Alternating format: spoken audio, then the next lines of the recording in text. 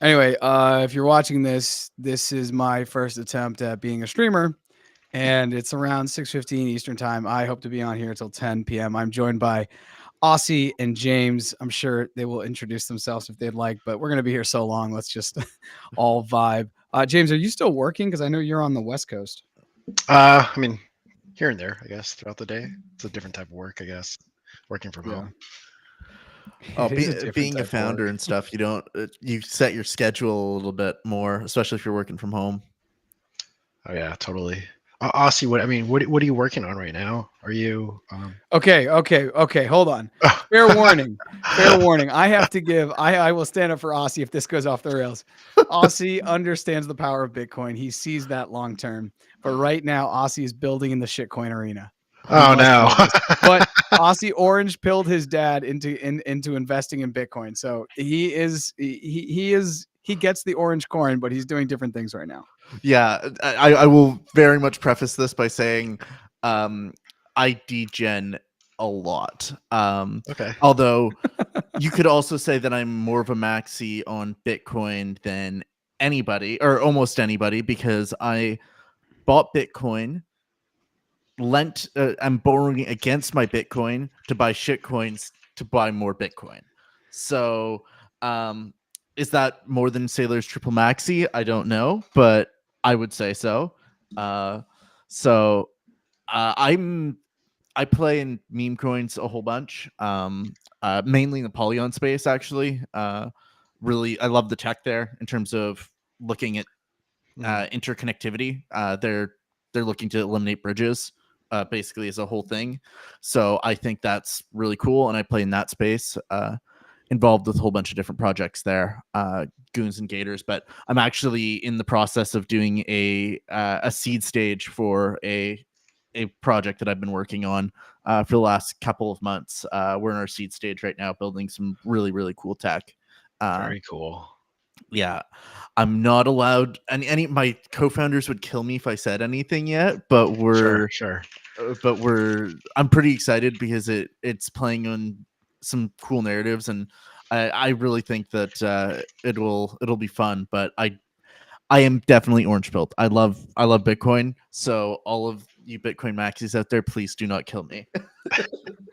Yeah, it's kind of a power move, James.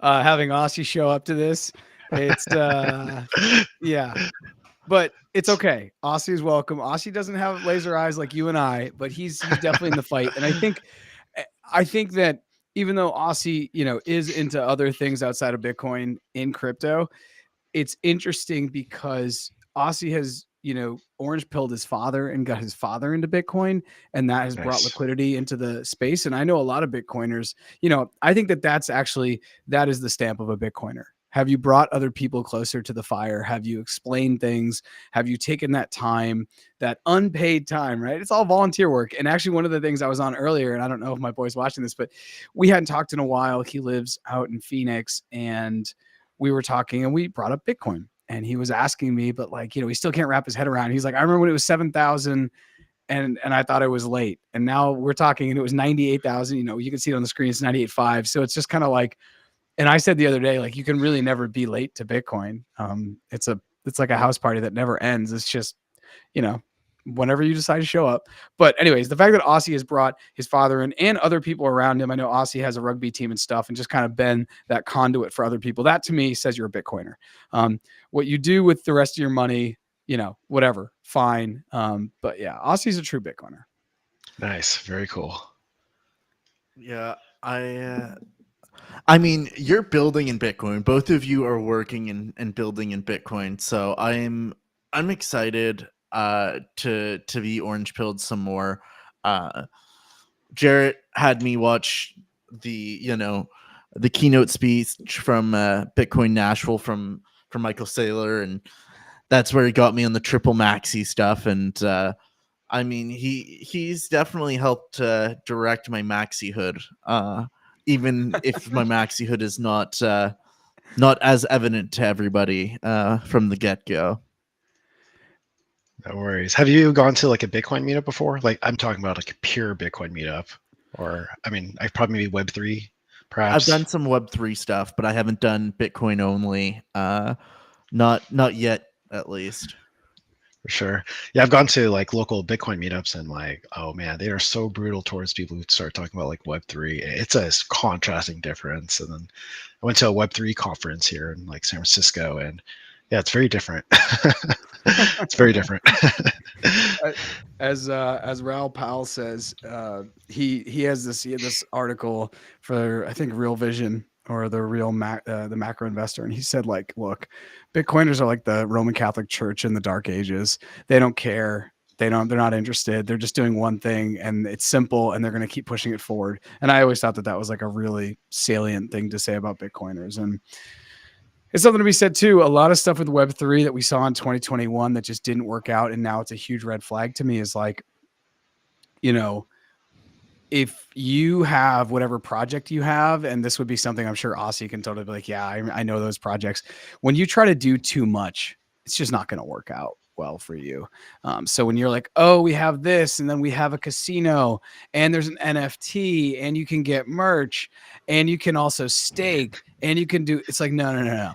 Do one thing and just do that really, really well, and do that long enough that like people are excited. I mean, that is kind of what Amazon did. Amazon was just selling stuff online for a long time. Then they got into Amazon Web Services. Now there's like Amazon Health that's going to be rolled out. Then they got into, Amazon streaming and all that. But they had to do one thing really well for like a long enough period of time. And I just think in the digital space, especially, there's just so much freaking distraction that it's just, gets kind of crazy.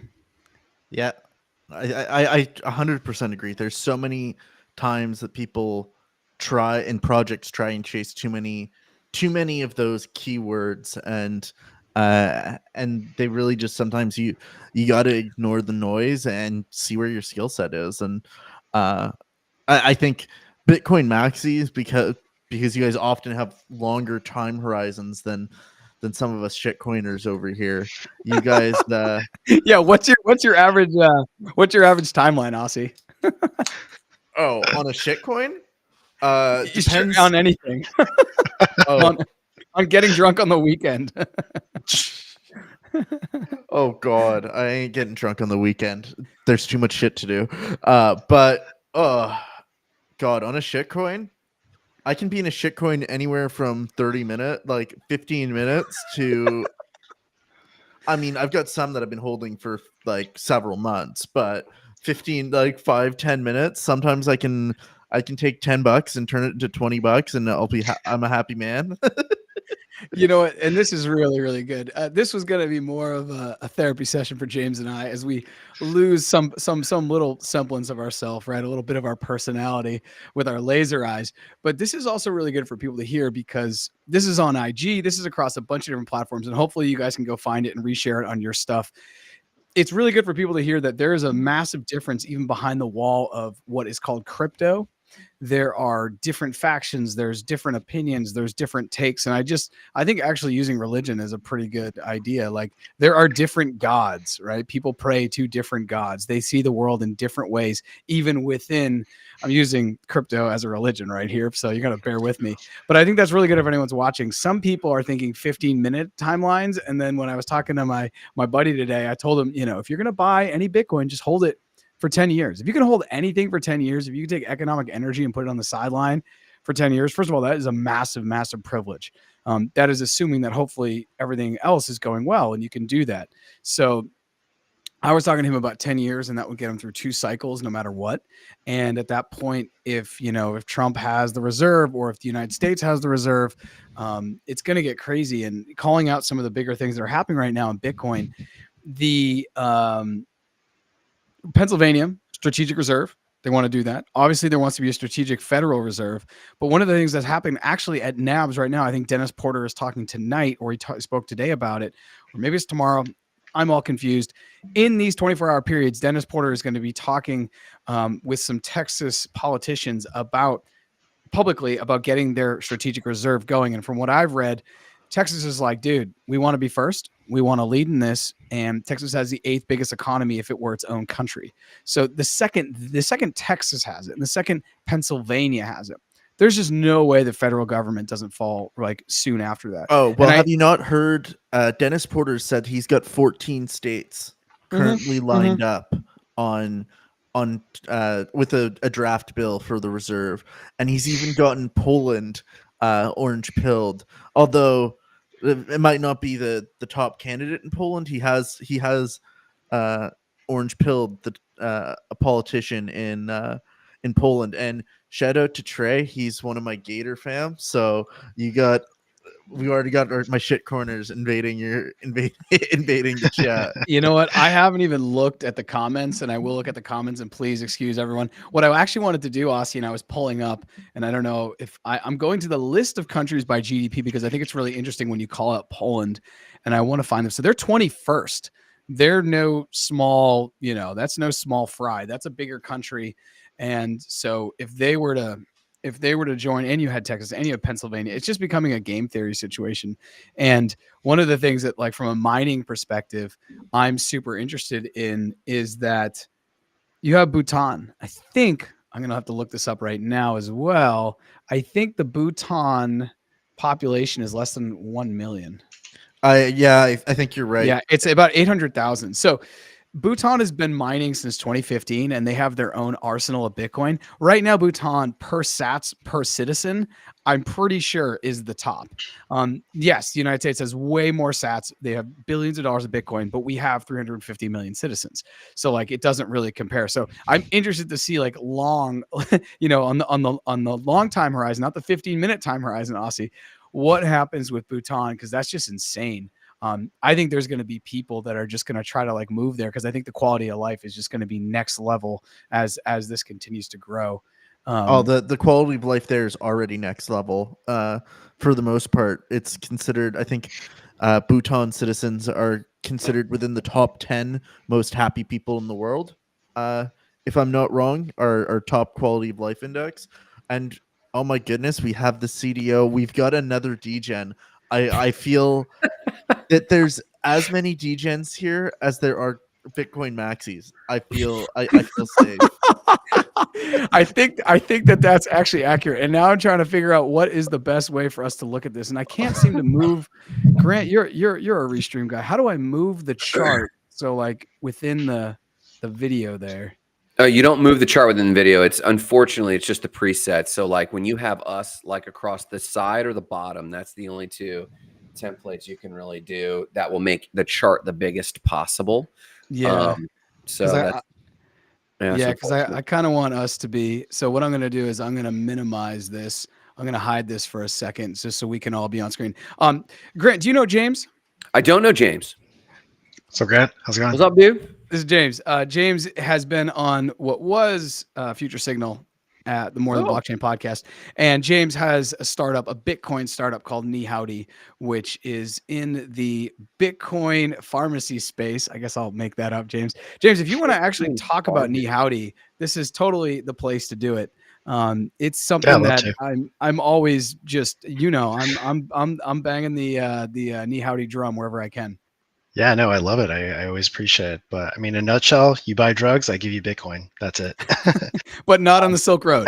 Not on the Silk Road. It's all legit. It's all legit. I mean, you go to any pharmacy. Bit.com. Not Bit.com. What was that guy? It's Mr. Silk Road himself. Come on. Ross Ulbricht. Not Ross. It was the other guy. We're freeing Ross, aren't we? Yeah, we're freeing Ross. Where's my shirt? No, I mean, he's the Silk Road guy. There's another guy like that was Mr. like Black Market tours. So forgive my free Ross. Is that your Trump? Is that why you voted for Trump? Is that what you did? That's exactly why I voted for Trump. Yes. Thank you for outing me on public television. No, you know what? I think the whole Ross thing goes beyond politics. If this dude basically created an Etsy shop where you could use Bitcoin and people just started to sell drugs, and then he goes away for 2 life sentences, and we have people who kill people in the United States all the time and they get like administrative leave for 6 months. So I think it's just philosophically a nightmare. What about the couple? You caught this. What about the couple that were in the $1 billion scam, got caught, and the girl just got sentenced, and it's just 18 months? Oh, Carolyn Ellison? Not SBF's Boothang. Okay, I was gonna say because I didn't. Yeah, I thought she didn't get much. No, this was another couple, and I'll pull it up. I'll let you guys keep talking. I'll pull it up. but she only got 18 months, and it was $1 billion scam or hack or whatever it was. I'll go find it. I can't believe it. People are getting off with like hand slaps, and meanwhile, Yeah, Megan go Freed is go locked away find for that. life. Yeah, I'll Please go the find that. article. Oh, I'm worried because they went after Polymarket CEO Jane Copland. They went and seized all his tech after the election. Someone got mad because Did they really? yeah. They went and seized all his tech. Like literally like 2 or 3 days after the election. You know, the fact that he knew the election results before the election. Apparently, someone's mad because he let the public figure it out ahead of time. Yeah, those prediction markets are super crazy. I think the day after that happened, like it was on Polymarket, people were trying to like gamble or predict if he was going to go to the jail like before Trump takes office. It's pretty interesting. Oh, dude, it is the things. I'm on the Polygon space every week on Mondays where we talk about the different top markets on Polymarkets, and we've been talking about whether the U.S. government's gonna declare that aliens are real. That's like a top trending market right now. It already happened, bro. We talked about it. We were talking about it. It's wild. The things that people want to stake their opinions on is insane. It's quite entertaining. When Bitcoin hits 100,000, I'm making some sweet fiat on whatever it's called. Hold on, wait. Let me see if I can figure out how to. Yeah, I want to get back to Call Sheet, but the entrepreneur influencer Heather Morgan gets 18 months for Bitcoin theft. The relentlessly self-promoting business commentator was sentenced for helping her husband hide and launder $10.8 billion in stolen. She launders $11 billion and gets 18 months. My mind is blown. Yeah, like what was it about Bankman-Fried SBF that was like, wait, how much? I mean, it was a lot of money. It was a lot more money than that, but like, it's $10 billion. That's a lot of money. How long was SBF sentence? Oh, he's got life. I think.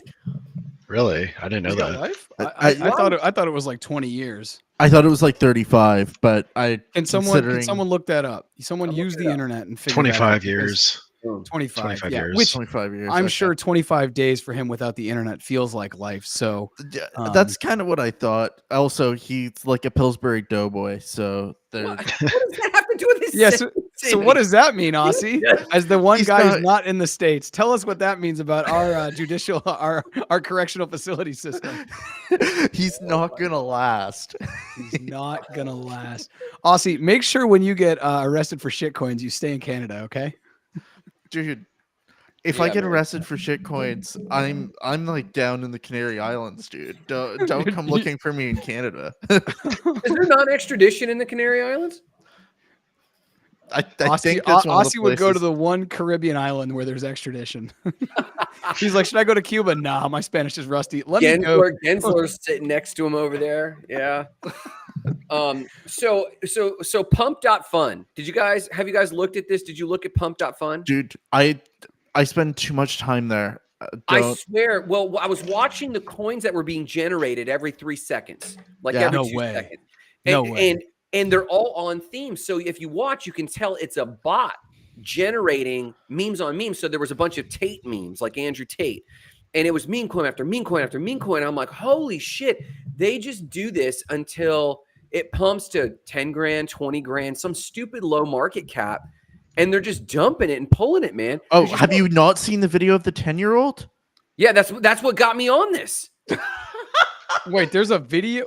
There's a 10-year-old who rug pulled 30K out of no, their internet's unhinged on Twitter for Pump Fun, but I'll find the video you're talking about. Yeah. But did you see what happened next? So this kid pumps it. It goes to 30K. He flicks them off on camera and rugs them. They decide to screw him back. They rally it to like $30 million. What? His stake would have been over 1.5 million. And they tell James, what are you sending me? Give me context. As I open these. Oh no! The second one I sent you is the video, like where that kid is like flicking the camera off. Took about Yeah. a 1 minute video. This Yeah. kid's the- actually my hero, by the way. The kids, Grant. He got his dog kidnapped. He got his dog kidnapped. shit. I saw. Yeah. The kids- my the kids Okay, like God. it 10. escalated quickly. the kids like Oh 10 my o'clock. God. This is why, ladies and gentlemen, why you don't shitcoin. You just shared No, this screen dude, again. Oh, there we dude. go. No, I know. I'm Like, sorry. there This are is my first literally time. People funding their entire lifestyles off shitcoins on the internet, like creating things on Pump Fund. There's literally a entire there was a compilation, and there's a story about this mom who was there with her 12-year-old kid, and every time someone put in a big buy, she flashed her tits on the live stream on Pump. Okay. And Also her- want to call out, we're on LinkedIn where we all have professional careers. I don't mind saying SHIT coin, but we need to we're not all in Canada, Aussie. Okay. All right. We can't all just live free. Use the French word at least, my friend. Yeah. Speak French. You know people in the States don't speak French. So speak French. Okay, fine. But there are plenty of stories. There was another guy. There was two other guys who literally got into they were in a boxing match, and every time the token went up 100,000 in market cap. It got even more aggressive, and like they both ended up in the hospital. Like, Let me tell you why this kid's my hero. Oh my God. Oh my And then, God. ladies and gentlemen, we will get back to Bitcoin. Yeah. See, James, this is what happens when I invite two Bitcoin DJs right on now. the stream. man. I'll bring it back to Bitcoin right now.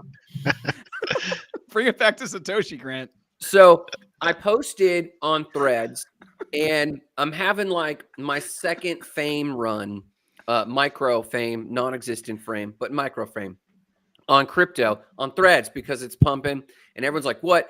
And I said in passing, I've been in Bitcoin since 2013. Ask me anything, and it turned into this AMA, and it was pretty fun. And this one guy's like, "Bullshit, let me see the proof." So I went through my email, and my first Bitcoin transaction, I was totally wrong. It was January 2014, and I'm looking at the price, and it was it was painfully low. This is why this little kid, this punk, is my hero, because James, you don't know this about me, but like I sold air quotes high multiple times because I bought him as low as $300 is what I found, Jarrett Aussie. I looked at $300. Wow. And I gave the big middle finger. I was going through my emails and I sold it at the whopping $2,000. And I was like, what now? You know? And then I had to buy back in at like 2,500. I'm like, fuck, okay. and this has gone on several times. And so I'm watching these numbers, Jarrett, and I'm thinking after, some of our not crypto book conversations, I'm like, technically between us, I have good crypto holdings, but technically I'm not even a whole coiner. And I'm kicking the shit out of myself because I'm like, what the hell? Meanwhile, this little punk found pump.fun in freaking middle school instead of talking to girls. You know what I was doing in middle school? I didn't have a cell phone. I was hoping to get lunch with my little freaking He-Man lunchbox.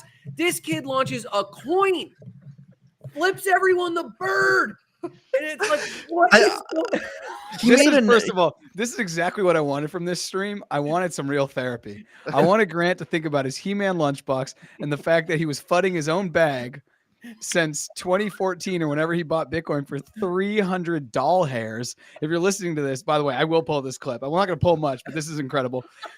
Ladies and gentlemen, once again, this is why you need to extend your time horizon. You need to have a long time horizon. Totally. Absolutely. I didn't even know what Sailor was doing back then. I'm going to freaking look up and find out what Sailor was doing then. Sailor was just buying Apple, like literally. I've seen videos. He was of him. anti-Bitcoin. He was anti-Bitcoin. Yeah, he was all that anti-Bitcoin time. up until 2018, 2019 when he Oh my finally started to gosh. open up about it. But he has tweets and he's open about it. He's like, yeah, everyone has their journey. Everyone, fuds the bag and doesn't believe it and just doesn't do the research. James sent a tweet, and let me see if I can try This to one's open from this Taylor. and not Yeah. look like a. James is just hitting us with the tweets and the messages. I Oh love man, yeah. You got to show what's going on. it. Oh my goodness. James is the only one who's actually doing work out here. He's over here sweating, sending me stuff. You gotta pull this up. Yeah. Yeah, Oh. Sailor says Bitcoin. I'm gonna grab a beer. Yeah, please do. Get 3 more. okay. You Bitcoin's just- days are numbered. It seems like it's just a matter of time before it suffers the same fate as online Oh my god. gambling. And he said this on December 18th, 2013. So that's what he was doing, Grant. He was flooding the bag like you. dude, Oh that's my that's God. insane because that's just wrong in both respects. Bitcoin days are not Wow. numbered, and online gambling is probably like I mean, it's still That a hasn't big deal. changed. biggest That addiction. hasn't changed. Yeah, exactly. I guess I'm sorry. I thought you were saying that that's not working. I'm like, no, since online gambling came to Massachusetts, people are like in trouble. They have no way to stop themselves from like dumping $100 into DraftKings or FanDuel. Oh, dude, like all of those online gambling ads are everywhere, and they're now like in sports especially, and now sports betting's in crypto. And I mean, honestly, this kid is essentially like that's gambling too, essentially. Shitcoiners. So, and James, now that you're back, I'm gonna go get myself a beer. Oh my and God. Good. we're gonna do this. So It's only 3:40 where I am. Exactly. I was like, James, calm down. When is Michael Saylor supposed to be speaking to the board of Microsoft? I believe that's early December. I want to say Oh. December 9th, unless I'm wrong. That's the date that's in my head. December 9th is also a time when Bitcoin MENA is taking place. And I believe this is the first time that the Bitcoin conference is bringing their conference skills out to Abu Dhabi. Oh. Compass will be there. And, you know, this is a place where money is different, right? And so it's going to be an exciting moment. But I just don't see a way where the countries that have been, you know, taking fossils out of the ground and putting it in our cars, when they latch on to Bitcoin, I think it's going to be kind of crazy. So Wait, I didn't follow that rationale. That the was oil almost- countries, the oil Well, I mean, countries, when the oil countries, I knew you were talking about oil, but I didn't get the connection to that leap. What are you talking about? Like Oh. when sorry, I had a pretty hard pivot there. The pivot was that I think on Saylor is talking to the Microsoft, the Microsoft stockholders, which I believe you are one of them, right? Are you a stockholder? I feel like you were. I do not think I hold Microsoft right now. You did. did because you voted. Yeah, I 'cause remember I thought you voted. I thought you put that in the chat. Yeah, I remember that. You voted in the chat. For Microsoft? Yes. Yeah. Yep. Okay, let me go pull. I'll pull that up while we're talking. Go ahead. That'd be awesome. What was I going to say? No, so then I hard pivoted that. I think in and around those same dates that there's going to be a Bitcoin conference out in Abu Dhabi, and it's just different money out there. And I just think that like when the 1% of the 1% finally latches onto, this is the scarcity. And what, you know, this is where wealth is moving. I just think the price is just going to continue to continue to move in a good direction. The other thing about Bitcoin, which is really interesting right now, and hopefully I'm still on the mic trying to grab something, is that we're almost at a $2 trillion market cap just in Bitcoin, which is really kind of crazy. Yeah, Jarrett, actually, I want to jump on this because it's really funny. I've got my new show that I do every week with my Bitcoin maxi buddy Piter, and it's really funny because our show is, at this point, it's become Bitcoin game theory news, Oh my God. Polygon meme coins, and then a little bit of macroeconomics. So What more do you need? What more do you need? You have Bitcoin macro, and then you have Polygon. Yeah, dude, that's all Now you we need. say we say That's crypto- quite a combination. Yeah. When you say game theory, like go back to the game theory thing. Are you talking about like what's going on with Gala and Engine? Or are you talking about game theory? No, Just like talking I'm about like Bitcoin Bitcoin game theory. So like global game theory on yeah, Bitcoin? Okay. yeah, like around like, you know, BRICS nations.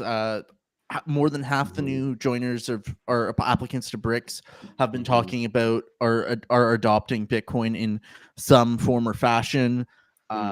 Most states have now recognized, or a good number of states in the last 3 months have recognized Bitcoin as a reserve asset. We've had at least 24 companies add Bitcoin as either an aspect of their reserve, or there's been a few companies that have made Bitcoin their primary reserve asset. I have to go back to our show notes from this week, but there was one company that moved, I think, 80% of their cash reserves into Bitcoin and plan to keep 80% of their cash reserves in Bitcoin moving forward. So it's like that. It's kind of game theory playing out for anyone in Bitcoin right now. So like, but Grant, you're only, huh? Grant, before you dive in, I want to talk about this. James just sent me this link, and it's about Hoth Therapeutics. Bitcoin as a hedge against inflation. It looks like they've. Well, James, actually, do you want to talk about this because it looks I'll like talk about it. This is they something I've been will. following very deeply for the last, I would say, 4 to 5 years. I mean, obviously, I'm in the pharmaceutical healthcare field, but what's been really interesting to see is there's actually 2 publicly traded companies that are in pharma that have announced recently, I think maybe yesterday or so, that they're going to start putting Bitcoin on the balance sheet. Wow. That's pretty exciting. A few years ago, when I was taking meetings with a lot of different pharmaceutical companies, I would get my foot in the door, but they did not want to even hear about Bitcoin. I can tell you right now, the narrative for this cycle is very different. There's interest from the board of directors, the C-suite, to just discuss it. They're considering it, just putting it on the balance sheet right now. Where a lot of pharmaceutical companies are kind of freaking out is within the next administrations, when they're coming in, RFKs coming in, it's not business as usual for these guys anymore. No. If you know healthcare, it runs on a lot of different government subsidies. A lot of people are freaking out. They're taking emergency meetings trying to figure out what to do. Yep. A lot of these pharmaceutical companies are just like, we have to look at Bitcoin as a possible alternative just to like preserve our capital and possibly deploy it again in the future. So it's like, again, really exciting stuff for me, but the insight I can kind of share with you guys here. No, that's pretty incredible. I do know a lot of people. My dad's in pharma. So yeah, I know that a lot of people are freaking out about pharma. The 1 million deployment is one of them, but looking at some kind of other news, Thumbs Up, which is a social media marketing firm in LA, also announced a $1 million buy of Bitcoin as a treasury reserve asset. Publicly listed company Solidon Technology has announced a strategic Bitcoin allocation for corporate strategy with 60% of its cash going to buying Bitcoin. And then publicly traded AI firm Genius Group has adopted Bitcoin as a primary treasury asset with an initial acquisition of $120 million worth of Bitcoin. So essentially, it's happening. Yeah, that's 3 stories right there from this week. That was just what we gathered on Monday. So and if I could, Grant, I feel like I did cut you off. I wanted to give James the mic a little bit, but I think you were gonna maybe continue to talk to Aussie about the game theory, about some of the adoption, about some other things. No, I was going to say something completely snarky. Well, if you still got it in the chamber, I don't have it. It's completely fire it off. It's completely lost. But the acceleration of this is interesting because all of the discussion and theorizing about, whether it was Cathie Woods or Saylor's, bear or bull case, as I played some of this out in my head over the years, what I couldn't fathom is what this moment feels like, what James was just talking about. When we sit here in the narrative, the scent from the C-suite is no longer disdain, but FOMO and this fear. Because I think what CEOs know is that America, at least under Republican governance, always goes through higher inflation. And if you look, and I know that sounds weird, but because of the narrative around the spending of Democrats in general, but if you look at like the last presidencies and how inflation has gone, it's nearly undeniable that Republicans put us more into an inflationary state. And you're right, James, like this cycle is unlike any cycle we've ever seen. And we even speculated, boys, when we were doing our show not long ago and talking about the next bull run, I felt like we very rarely ever talked about the feel from the average C-suite, because the bull and bear cases that we're hearing are all about government adoption. They were all about, and we already know about retail running to this, but it feels like we always mentioned, but we didn't talk about, I think we might have mentioned it, but it felt like we never identified this feeling that you're right. The average publicly traded company is going, no, I've got to hold this because we know inflation's going to come. And yeah, we might have all leaned towards having this next White House, but we all know that now we have a tool that we haven't had in the last ones to bail. So we got our cake and eat it too. We're going to get happy, friendly regulations for us, but now we can go buy Bitcoin and like sidestep all the bullshit the average American is going to have to deal with when it comes to the next 4 years. What I predict will happen to the average American in the next 4 years from an inflationary standpoint. So it's actually like I'm getting butterflies listening to you guys talk about it because I'm bullish, pretty bullish. But now, like in the last week, I'm like, wait a minute. I don't think I could have even fathomed the acceleration of this because of that message. Go ahead. The fascinating thing, and to build on what you're saying, Grant, is and I love James sharing that sentiment. And if you're just tuning in, I've seen some more people tick up here. I also actually, before I make this comment to you three, go and make sure you find the stream and share it on a new social. We're actually even live on IG, which is a new thing I'm trying. I've never gone live to IG with Restream. So you know, point people towards Future Signal Pod. Let's get some more people on here. There's no reason why we shouldn't be cracking a couple hundred in a couple hours. But one of the things that James just shared is kind of a big deal. And I want to tip my hat to James because James and I met, I don't know, maybe like a year and a half ago, just on the internet, just Bitcoin stuff, just the way that I met you two, you know, just on the internet. The story, James, is actually, I saw a video that Grant did on a SHIT coin. And I followed him down that rabbit hole, lost a lot of money, but then I was like, I like this guy, so we're going to continue to hang out. Time. Yeah, Wonderland time. If you were part of that disaster, well, I know Grant maybe still DCAing into it. Maybe it's honestly looking up if you DCA'd into it. You can remember, I have an investment club built around that. I know. that's a bold move, Cotton. We'll see how it pans out. But when I met James, James was, you know, we were talking about him getting funding for Knee Howdy, which I think fits in perfectly within the U.S. cultural system of like, we have to overpay for drugs. When I'm in Colombia, I can go get a medicine, and I've done it. It costs me $5. If I get it in the United States and I do not have healthcare, it costs $630. That is absurd. It is the exact same medicine. It is a generic medicine, nothing special. So when I meet James and he starts to tell me about his journey with Knee Howdy, and then he starts to also tell me about how he's getting laughed out of boardrooms when he's going in there and saying, hey, what if we do things differently? What if we use this novel tech, which I know seems nascent to you, and it is kind of still nascent on its own, but what if we start to think about what people are going to want 2 years down the line and build for that, as opposed to still giving people fiat currency, which, Grant, as you just called out, is going to inflate away, and it is inflating away. Currency debasement is going to be out of control. We passed $36 trillion of national debt in the United States, right? The US dollar is losing purchasing power. This is absolutely no surprise to anyone. So to hear James, who I met almost 18, 20 months ago, saying he was getting laughed out of boardrooms, and he's going through the entrepreneurial path, right? Where it's like, you're trying to get money and you know you're going to hit 50 no's before you get that one yes, right? And now he's saying they're like interested. At least they're sitting up. Maybe they're calling him back, etc. This goes back to what Aussie, you know, mentioned earlier, and I know Aussie, you and Grant have seen, I'm sure James has seen it as well, but Saylor laid out in Nashville, basically, everyone from a nonprofit organization to a for-profit to a mom and pop sub shop to a Fortune 500 company to a small state to a nation state to even a region, BRICS, you need to start to take some of your fiat currency that you can print, and you need to start buying Bitcoin, because once this one nation does it, the United States, everyone's going to freaking do it. So it does feel like we're in a different moment, and seeing Bitcoin go from, I don't know, 66 to 67 all the way up to 99 in like 3 weeks has been absolutely crazy. And I just want to it's been wild. I want to do a price check-in. So we're at 98.4. I'm hoping that the stream pushes it to 100 so I can take credit for that. This stream alone?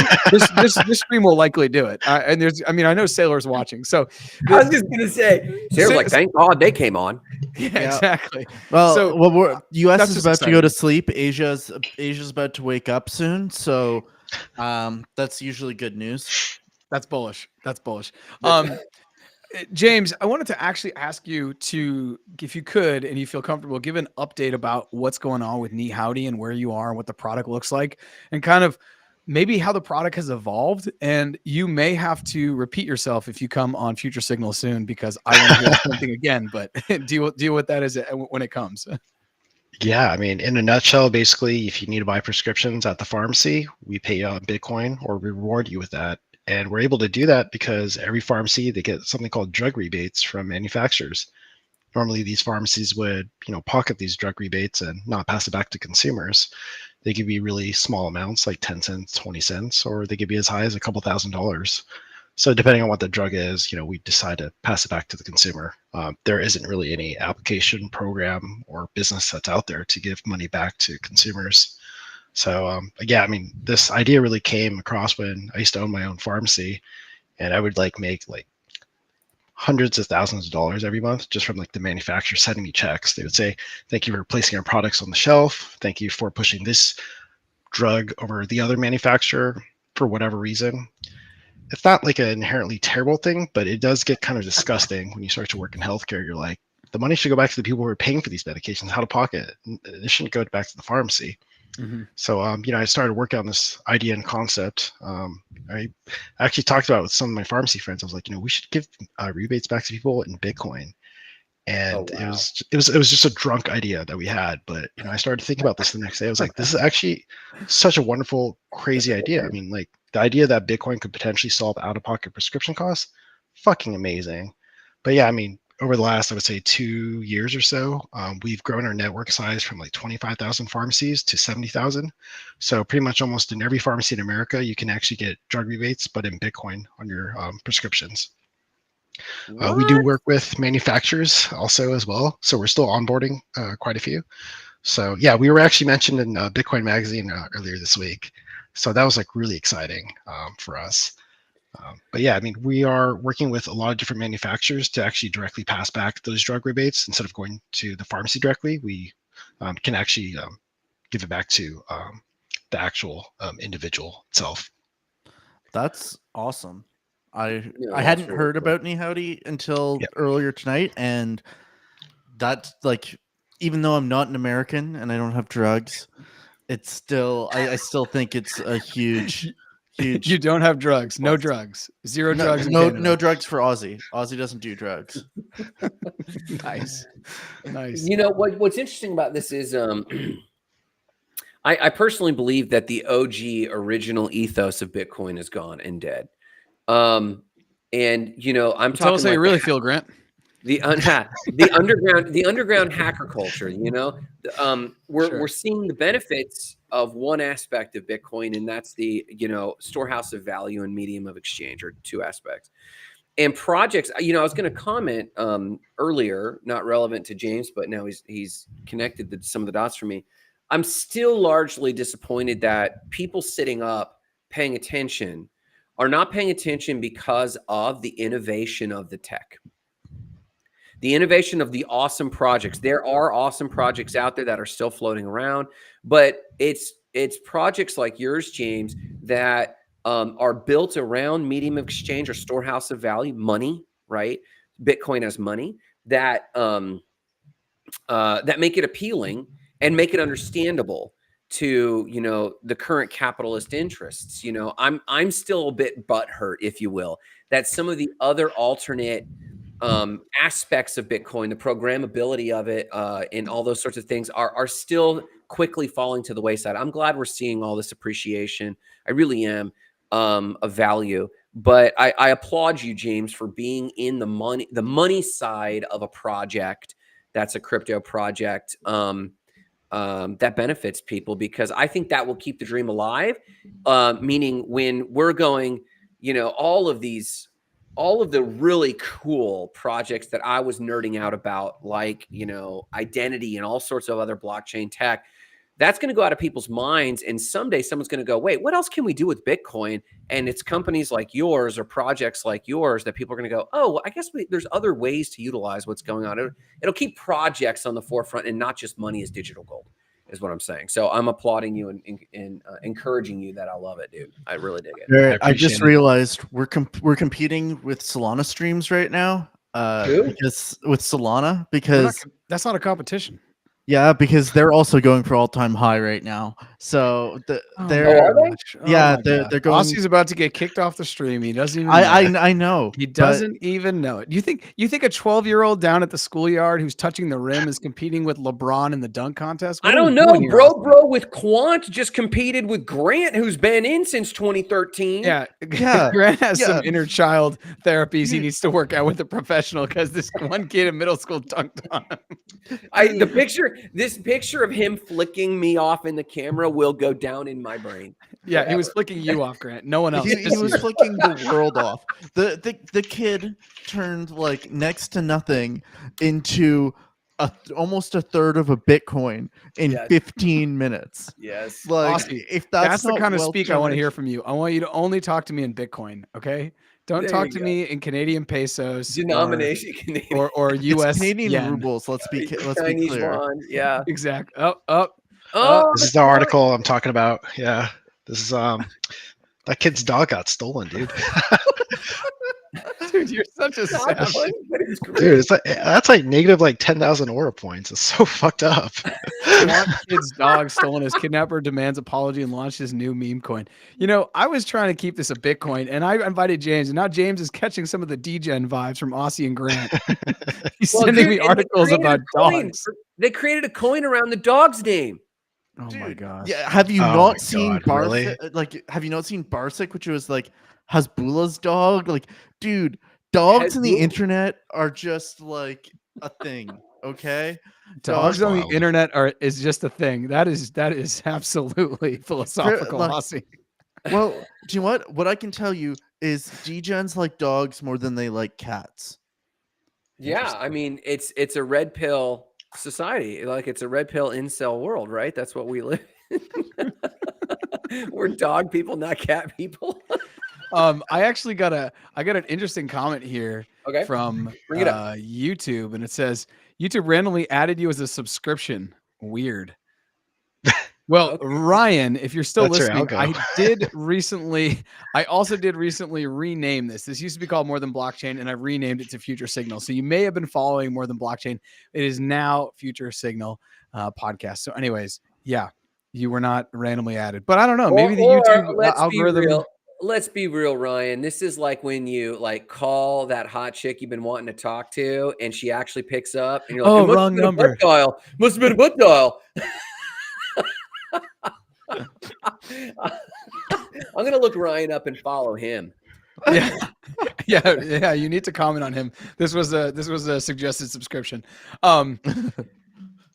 So one of the things I have been thinking about, and this is going to sound like I'm completely smoking a lot of cannabis, and then I'm making this comment while I pass the roach on a couch.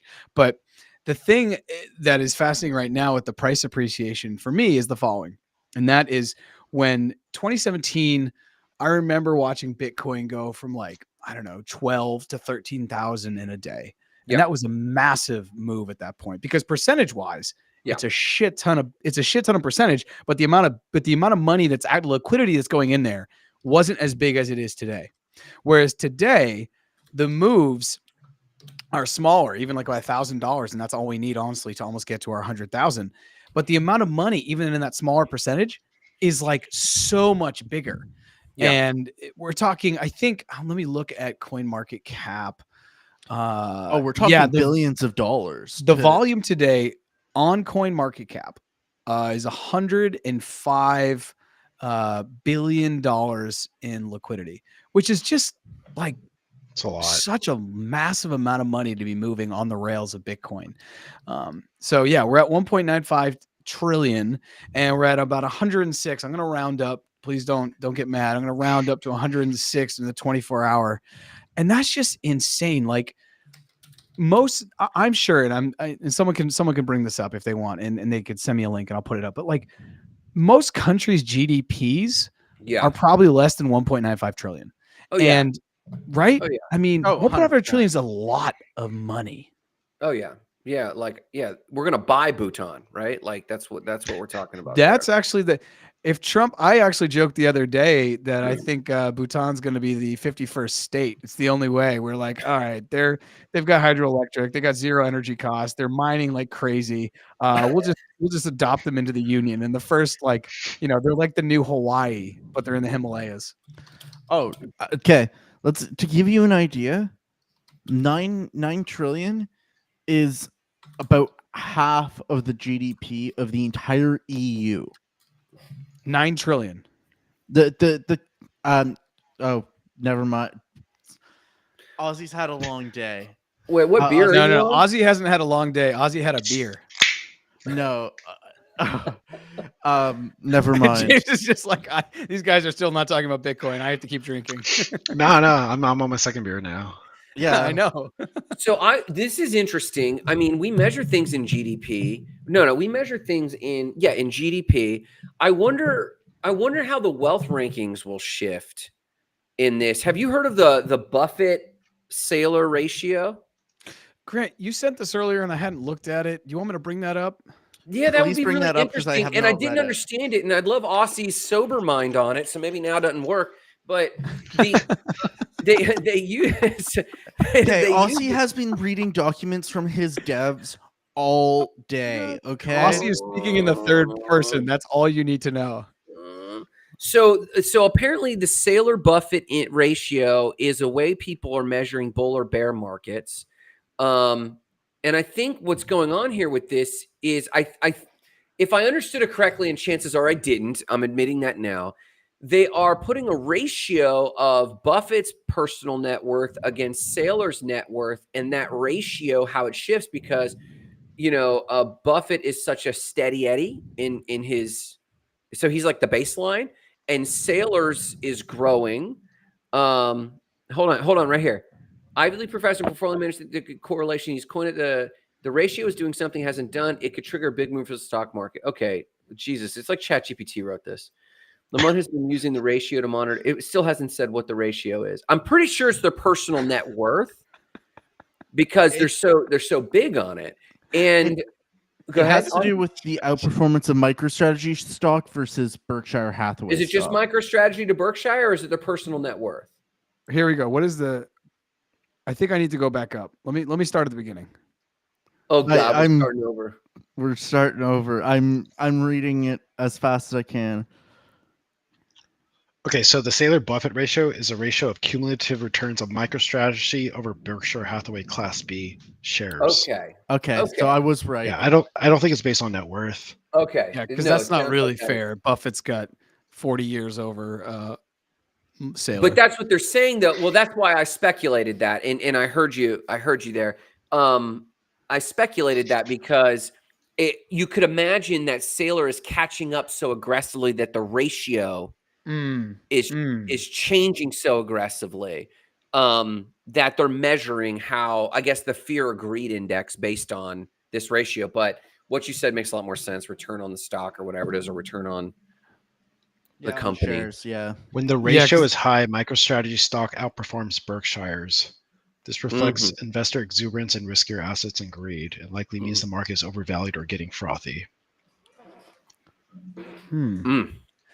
Yeah, the Saylor Buffett looks at the total cumulative return of MicroStrategy stock divided by the total cumulative return of Berkshire's Class B. But I like this here. Buffett and Berkshire represent more of a traditional company in the market. And Saylor, on the other hand, is, a high octane growth mindset. Which is, I think one of them basically made a lot of their money. And I know he made a lot of money after 2008, but one of them really got his philosophies kind of structured before 2008. And one of them was crushed by 2008 in the .com and looked at it and was like, holy shit, there's a whole new cycle. There's a whole new regime. There's a whole new way that they're doing things. And now they have this thing called quantitative easing where they're just printing money instead of like actually having to deal with their problems.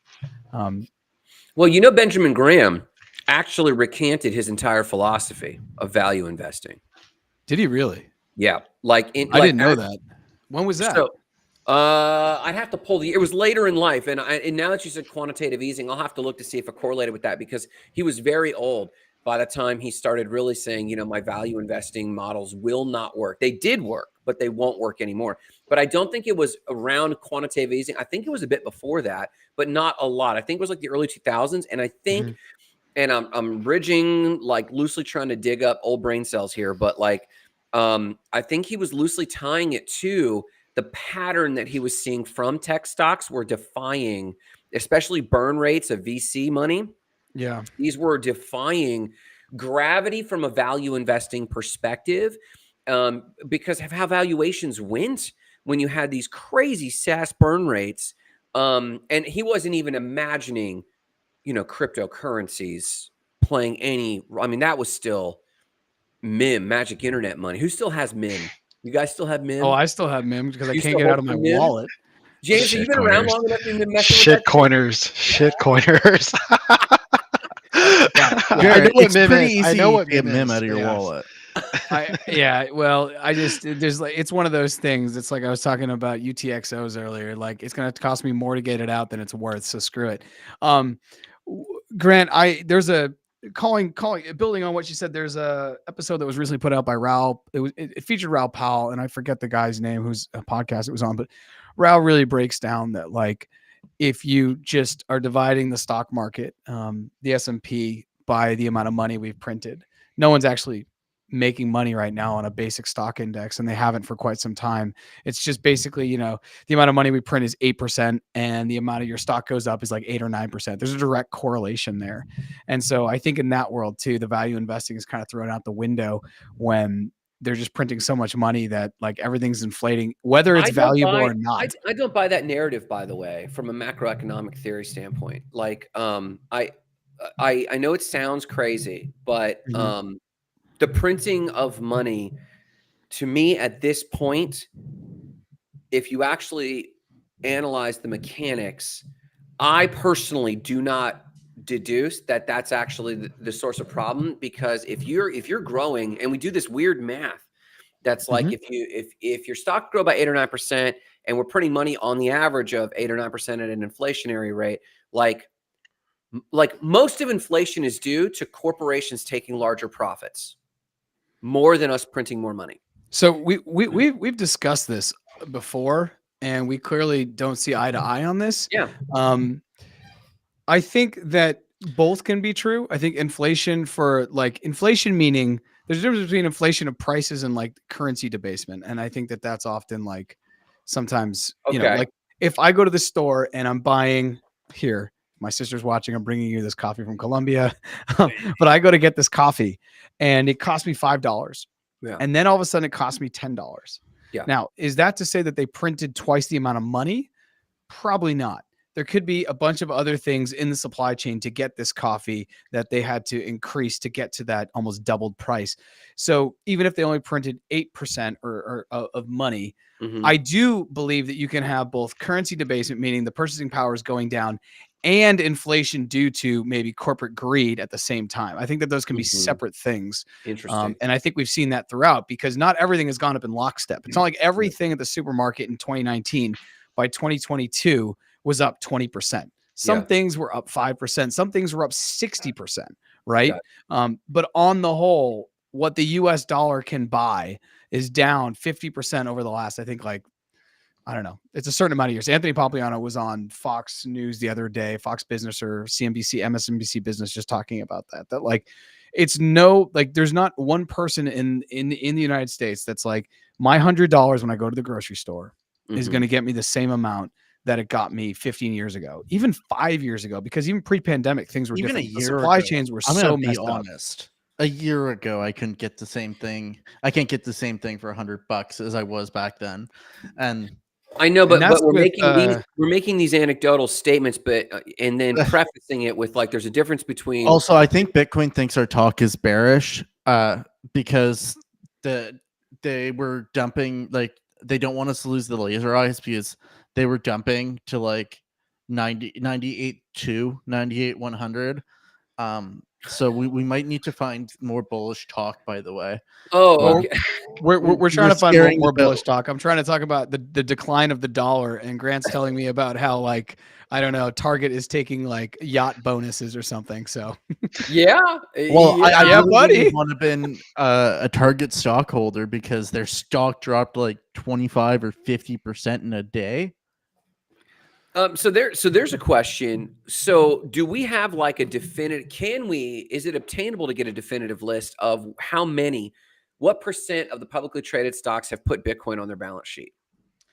What There was a percentage? It's CoinGecko a small list. percentage. What'd you say, James? It's a very small percentage of companies that are publicly traded that own Bitcoin. It's very small still, it's probably a relative tenth to of a how many. percent. Yeah, Yeah, But is there a way to relatively real time obtain the data of that? that's a Sure great there is. question. Let me look. they would have to do a public announcement to say, hey, we're doing this in the first place. Yeah. More than likely, most companies publicly traded companies would have to get consent from their shareholders to do that, or at least they have that lateral direction from the board. Mm. Well, you can also get it from their 13F filings, I believe, but that's for the ETFs usually, not for the. It's lagging though. Yeah, It's not it's like a true lagging. indicator. Yeah. Yeah. Grant, I know. that's a really great question, and it sounds like someone needs to come up with a website that's like public Soon. stocks, public companies, BTC or something, and just have that running so everyone can go see.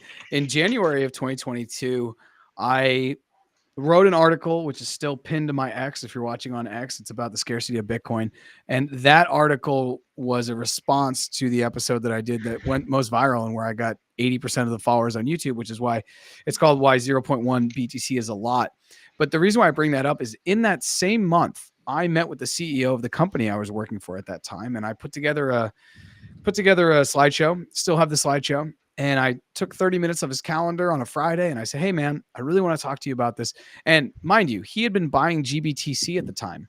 And I laid out, and Bitcoin's around somewhere 17 to 20,000 at this point, oscillating somewhere in there.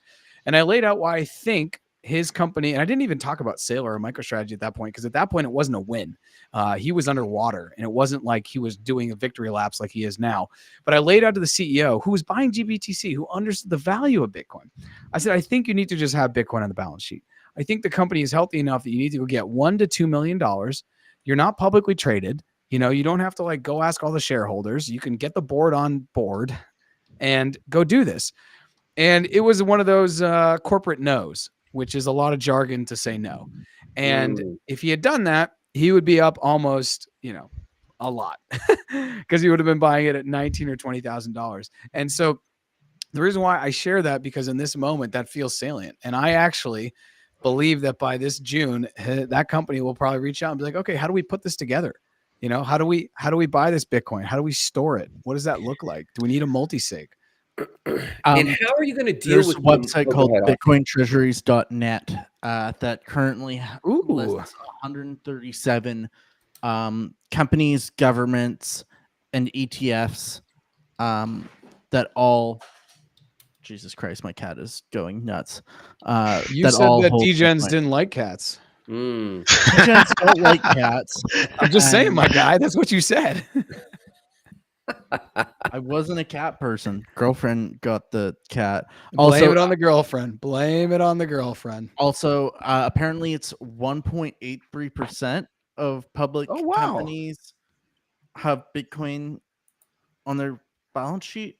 I don't know. Or no, it's 1.3% of Bitcoin supply is owned by public. Yeah, that makes more sense because there's a lot of public companies, I think. Yeah. Obviously, we're going to look through this. So you have MicroStrategy, Marathon, Riot. So you have MicroStrategy, 2 Bitcoin miners, Tesla, Coinbase, Hut 8, a miner, CleanSpark, a miner. Block isn't a miner, but they are apparently coming out with their own miner, which is crazy. Galaxy is a miner. Bitcoin Group, I'm not actually sure. I need to look into that.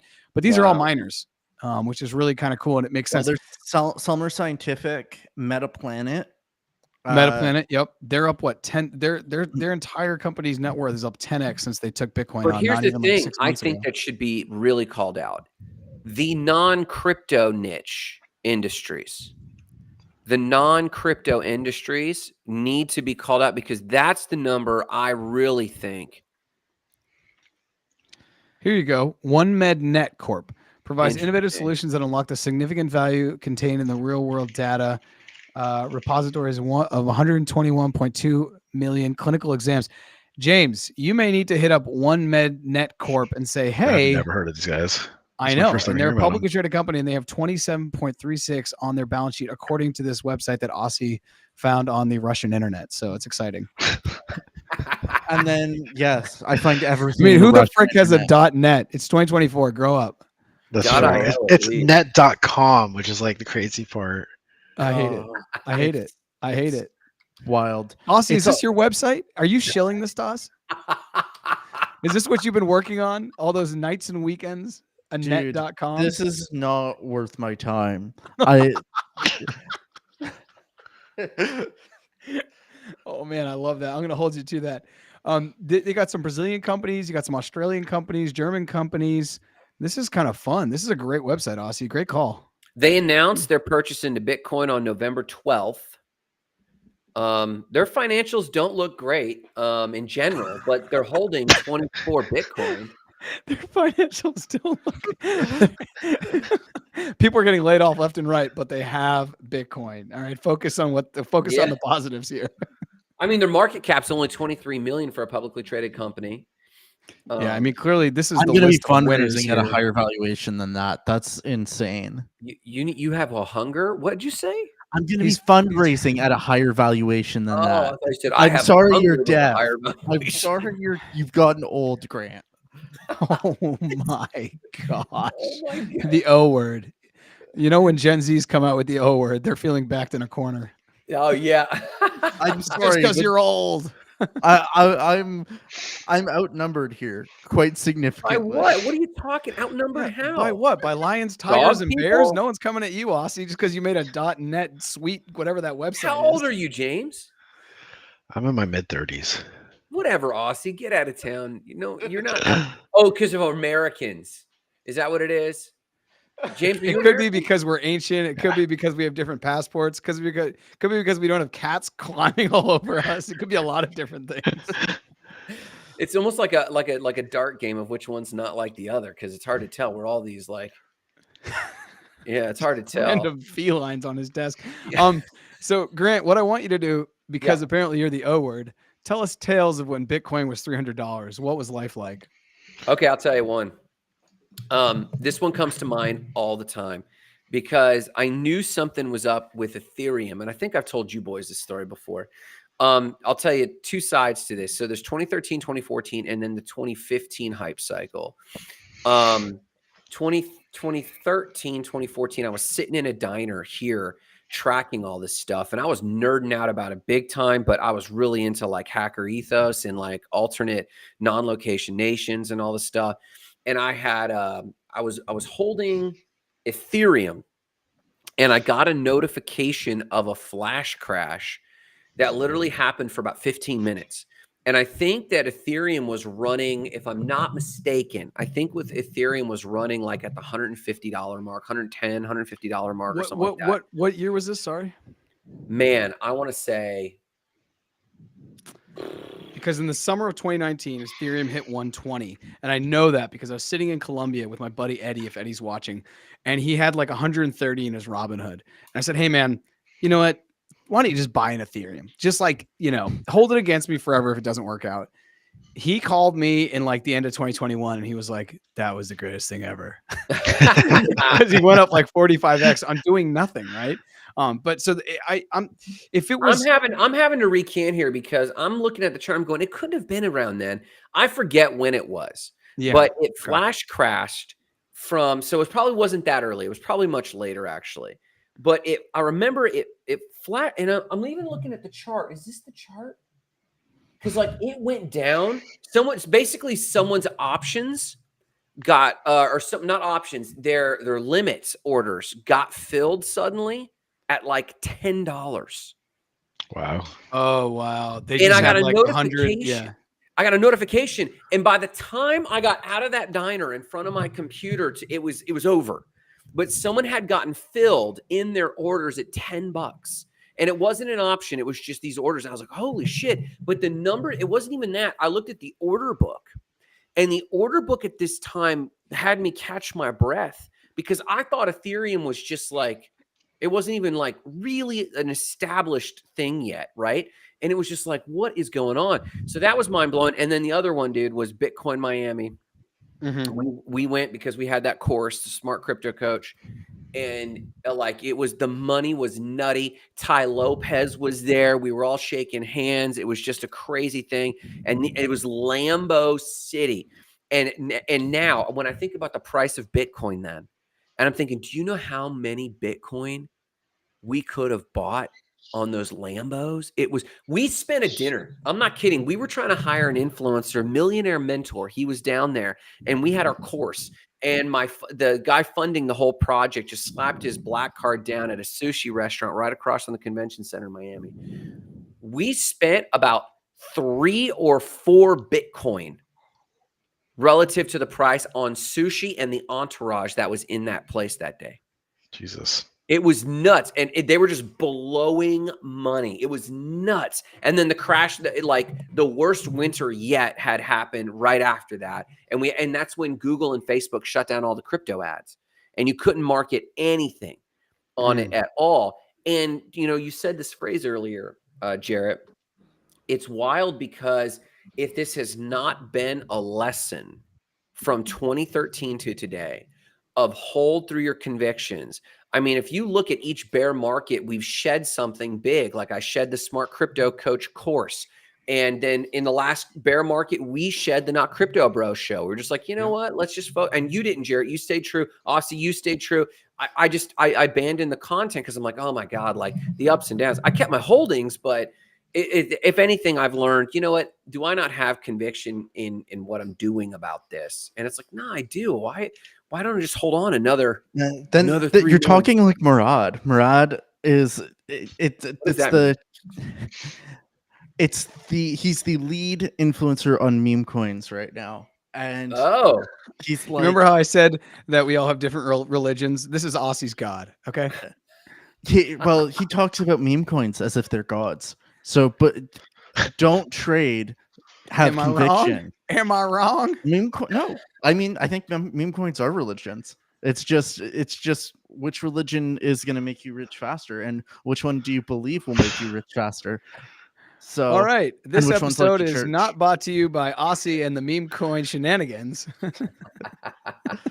No, but Aussie, to defend you at all costs here, I know you're a Bitcoiner, and I know you've gotten people into Bitcoin, and I know long term, one of the things you're trying to do is move as much capital into Bitcoin, especially after this bull. And you're not the only one that's using meme coins and other coins, because Bitcoin, I think, let's live in the world where Donald Trump has a treasury, and let's live in the world where Texas has a treasury and Pennsylvania has a treasury. Let's be as bullish as we can. Let's dream a little.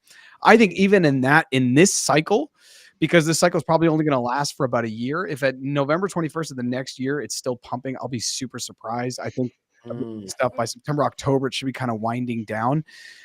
But let's live in a world where it even goes through next year. I think you're only going to see a 500K Bitcoin max, like the most dreamy thing I can get. We all shared, James, we had an episode where we shared our predictions, and I think mine was where is that? Yeah, and I can bring that up in a second, our predictions, but mine was in the middle at 225. Aussie, I think yours was like 257. Yeah. And so even that is half of what I'm saying. If we dream, all that's to say, if you've been around crypto long enough, you know that there's multiple coins right now in the top 100 that are just going to do more than that. They're going to actually do 10 to 20. And that's just because once you get into alt season and people take some of their Bitcoin profits and they just start to drop them down, and you take a coin from 3 billion into 30 billion. Well, that's a 10x. And that will happen on like a Thursday through a Sunday because it happens. So I think that as long as, you understand who the OG is, then everything's going to work out. And I also know that even though you're building on things that are outside of Bitcoin, I know that you have a good amount of Bitcoin in your portfolio that make you feel comfortable right now. And I know for a fact that you have more Bitcoin than many of the people I know who are maxis. So good on you for having that. Yeah, put a target on his back. I mean, well, he's in Canada and there's no guns up there. He's good. I'll just run Someone through the might steal his cornfields and dog hide. Barry. Yeah, someone might steal his cat because he was in a quant meme coin cult. I like how James just doesn't even James just doesn't talk on this stream. All he does is send me links on the low. Oh no, I find what you guys say is funny, but I guess I have a hard time like interjecting because I don't, you guys are having such a good conversation. So I will say my Solana meme coins. Really, Wow. what is the Solana BTC? That's Oh. just This- Solana against. So the I wanted to Bitcoin wallet point in I BTC. wanted to point this out to you guys because I think one day in the future things are going to get priced in Bitcoin. But if you actually look at the Sol BTC ratio right now, year over year, Sol's only outperformed Bitcoin by 6%. Not that much. Mm. Yeah, I think mean, it's just really hard to outperform Bitcoin. I mean, if you're looking at any other altcoin out there, I just think it's really hard. You might be able to find a meme coin like Peanut or whatever is Pepe. out there. Pepe's done Pepe. ridiculous in the last 12, 16 months. Yeah. But I'm just I- saying it's very hard to outperform Bitcoin. This is, and I'm actually glad you shared this because when I was talking to one of my best friends earlier, we were talking about this, and he was like, asking me why I'm so interested in Bitcoin and stuff. And the thing I was getting to was pretty much this, James, which is like when you start to price things in Bitcoin, the conversation gets real interesting. Grant and I had an episode that we did on his podcast, the Grant Sparks Show. Must have been 2 years now, maybe a little bit, 2 years and Maybe. change. Yeah. Yeah. And at that point, the question was, if you had $100,000, what would you do with it? And Grant was on the side of real estate, which I Hands see some value in. And I was on the side of Bitcoin, which he sees some value in too, but we were trying to be maxis, right? And at that point, Bitcoin was $20,000, $22,000.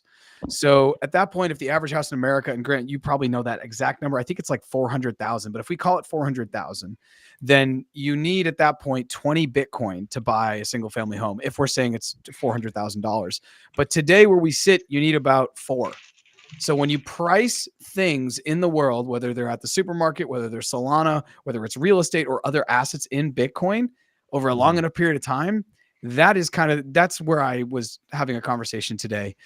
Grant says 450,000. So yeah, so at that point you would need 22.5 Bitcoin, and today you would need 4.5, which is quite crazy. Yeah, I do like the pricing in Bitcoin. James, I think you made a great point that over a long enough time period, almost nothing outperforms Bitcoin, and Yeah. I agree with you. On a long enough time frame. If you look at a short enough time frame, like if you look at the last year and a bit on Solana, then it's outperformed Bitcoin by at minimum 20%, but probably much higher. I think it's 80%. It's like it went from $8 to it's trading around $2.30 right now. No, you know. I totally would agree with you there because some altcoins may outperform Bitcoin in the short run, maybe like In the less than short 12 run. months if you're looking at that time frame, right?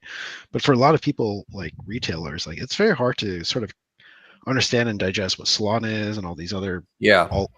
layer 2 tokens or whatever you want to call it.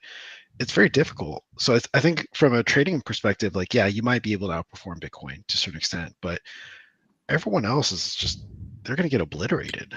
It's really difficult. Absolutely. Well, I Absolutely. want to call out, and we've had this conversation quite a bit. I think these photos are quite deceitful because this is not the value of a home. True. So True. it's not the value of a home, and it's deceitful because if you do the math, Bitcoin in this is only 65,000. But it's also I would also say that it's deceitful in the fact that your down payment is 5% of this of the amount. It's That's actually deceitful. there. It's totally deceitful in that sense. Yeah. Very So- few people that are buying single family homes are buying the whole thing at once with cash. Yeah, like they should say the value, not the cost of a home. Right. The They value, should- not the price. That's but, different. But something that I've been using the phrase very intentionally called the acceleration of the acceleration. Like this feels like it's accelerating. You look at 664, 45, 6.6. They're like, okay, there's like an exponentiality to that, but there's an acceleration of the exponentiality in terms of adoption faster than I could have imagined. And so these charts, and James, these guys have heard this, so I won't go deep and we won't unpack this, but I am deeply believe real estate, if you can access real estate, it will destroy Bitcoin. And by that I mean, because 6.6 Bitcoin versus $434,000, there's pros and cons on all of this. Like, you had to spend the 6.6 Bitcoin in USD to get it, but you didn't have to spend that, to Aussie's point, to get the home. There's leverage, but there's debt. Well, someone else is paying for that debt. So there's all these little nuances that go back and forth. But Jarrett, I will change my tune on this. When these charts show an acceleration of the value of Bitcoin at an adoption rate, that when I see the price of a single family home that's $434,000, but that value to me is 5 other homes that are generating money. So when I see that the acceleration of Bitcoin, I want to see a chart over time of, in probably 5 years' time, that 2024 home can become 5 or 6 for me. What's that value, and what income does that produce for me? What financial freedom and security does that produce for me? But if the acceleration is going to prove true with Bitcoin, I am confident it will surpass. And I think that nuance needs to be shared with people, unless this chart just said for owning your own home, because your own home is the real lie, I guess, the average retail is telling themselves, that their home is worth this. It's not. Real estate is worth that, which is like different in itself. But all that is backdrop to say, I will change my tune, but I want to start seeing the acceleration curve. So and Grant, you and I will talk about this till we're 80 years old, and Thank then God. Aussie can really call us old. But if we put on the other bookend to the left, and once again, this is assuming a $65,000 Bitcoin, but I think it's directionally accurate. So I'm really glad that James shared this. If you put on the other side in 2012, well, the price of how much Bitcoin you needed, and then the price of the house, that would probably add a little bit more context. And then if we dream into the future about what 2028 looks like, in 2028, I think that housing price will probably be somewhere around 570 because of inflation that you've talked about, Grant. And I just think there's tons of other factors around real estate. There's a lack of it. A lot of the coastal regions all over the United States are getting impacted. Real estate in general is becoming something that's a little bit more difficult, because there's fires and there's droughts, and people are going to leave towns because there's no water, all these different things. But let's assume that it's 550, right? The amount of Bitcoin you will probably need by 2028, which is the next halving, especially if it's in November, it may be 1.2. So what you have is, over the time, you have the houses are getting more expensive, but the amount of Bitcoin you need to get that more expensive house is becoming less. So those things are divergent. And I think over a longer period of time, as you're talking about, by the time it's 2032, 2035, you're going to be great, because you'll still have the real estate exposure, and you're going to have the Bitcoin exposure, right? Sure. But a lot of people, no one's paying me to buy Bitcoin, and people are paying me to buy homes. This is true. Right. That is true. What if banks, or I'm going to throw my Bitcoin maxi hat on here, and I'm going to make James and Jarrett happy right now. And you're about to get the full. I want everyone on Polygon to see your face as you say this. All right, Polygon, listen up. Okay, so think about this. You're talking, like, Grant, you're talking about income. Yeah. In 2032, we've decided that all international payments, the whole payment system, is now on Bitcoin. Yep. I like that. Austin, keep talking. Talk dirty. I know. I'm talking dirty to you. I know. And you can rent your Bitcoin to the bank. Cool. So that they can use it in transactions. Yeah. And in exchange, you earn a return. Yeah. That return could potentially be higher than what you could get in real estate, or essentially you could be getting paid to buy more Bitcoin. Yeah, in that hypothetical Pollyanna future, totally, absolutely, and I would be a Bitcoin maxi at that point, totally. Yeah, that's and when people ask me, I get the question a lot from people who are in Bitcoin, as well as people who are interested in Bitcoin, and they're just trying to wrap their head around it, right? Because a lot of people, and Raoul Pal talked about this on this podcast, and I will put that somewhere or reach out, I'll share it, but it was on the Diary of a CEO. I'm forgetting the guy's name, but it was Raoul Pal, recent episode. He said, for so long, it was the landlord and you wanted to be able to have the cash flow. And he talked about Kiyosaki, who I know has probably been instrumental in all of our understandings of money and flow. And I do want to diverge two things. One, when we talk about a single family home, Grant is in alignment that is kind of a lie people tell themselves as far as building wealth. Personal But real estate, however, is a completely different can of worms, right? When you're leveraging the homes to be able to get cash flow that you don't live in, and or you are house hacking, right? You have a 4-bedroom house, you live in one, you sell the other 3 out, so you're cutting your cost to nearly zero. And Raul says, you know, in this world, the real estate is going to become like, as what you're saying, Grant, in a different way, is going to become from a I want to grow my wealth standpoint, is going to continue to become less of an attractive thing when compared to Bitcoin, first of all. And then if Ethereum is to work in theory, right now, Ethereum's dying a slow death, especially when compared to Bitcoin. I'm glad that James brought that up. But if it were to work in theory and you were able to get those validator nodes, then both of those things over a 10 to 15 to 20 year period are just going to crush anyone in the housing, and people in the housing are already starting to, you know, take money out. One of the earliest episodes I did for More Than Blockchain, which is now Future Signal, was having on a guy, and he will remain anonymous. He's a cousin of one of my like best friend, and he had a bunch of doors. He had a bunch of real estate, and when Bitcoin's at 10,000, he sold it, had like 140, went out and got 14 Bitcoin. He's very happy today because that's 140, and now it's almost 1.4 million. And he hasn't had to deal with tenants. He hasn't had to deal with any of that. Figure out the taxes. He's just holding it. And he's holding it, to go back to the point that I wanted to make, just like me, until I can go to some institution that I trust, probably put it in some kind of a multi-sig thing. Not even, this will never be more than 1/10 of my Bitcoin. Put it in there, take out some fiat, and ideally I'm paying, let's say 5% on that so they can hold it. But the Bitcoin will ideally appreciate more than that. If you look at Michael Saylor's base case, he's saying it's 30% CAGR over the next 21 years. So that's ridiculous. That's how he gets to 13 million, which is his base case, a 30% compound annual growth rate, which is ridiculous. Changing hard subjects here. James, what are you drinking? Got an IPA, bought it from Costco. An IPA from Costco. That is. I was hoping for something like it's really not that great sexy to spice the no, chat. It's like, not. Nah, it's dude, not. I got IPA. That's Costco. funny. I'm actually drinking IPA too, which is odd because I don't usually drink IPAs. So I love IPAs. The season. They're the best. Tis the season. That's hilarious. I wanted to ask you guys, like, when do you think the top will be? Like, what do you think the signs will be when we're like at the Bitcoin top for this cycle?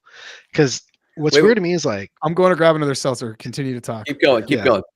No, because what's weird to me is like my pharmacy professors, some of my students I used to lecture, they're like already talking to me, reaching out to me about Bitcoin right now. And we're so early in the cycle.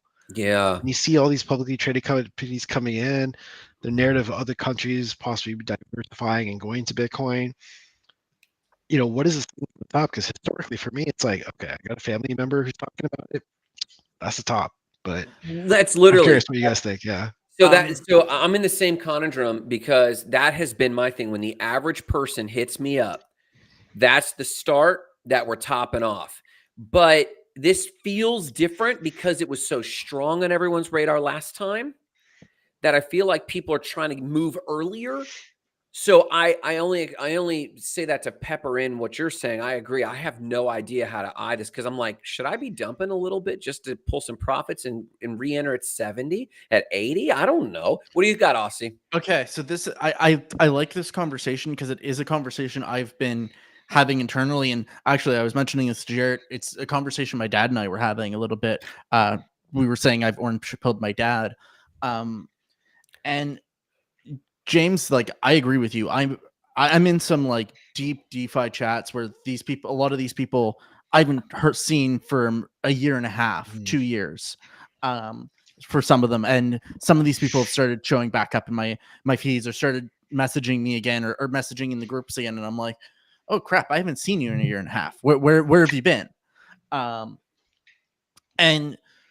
to me, I think right now I'm eyeing a May top. A lot of May, people May of next year. Okay. May 2025.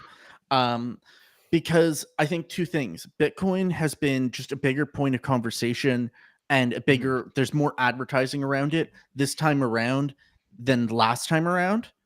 I also think that, at least in my case, the people that are reaching out to me are people that were already had some knowledge of crypto. Either they were in the cycle last time or they had been crypto curious up until this point, and so they're now kind of hopping in.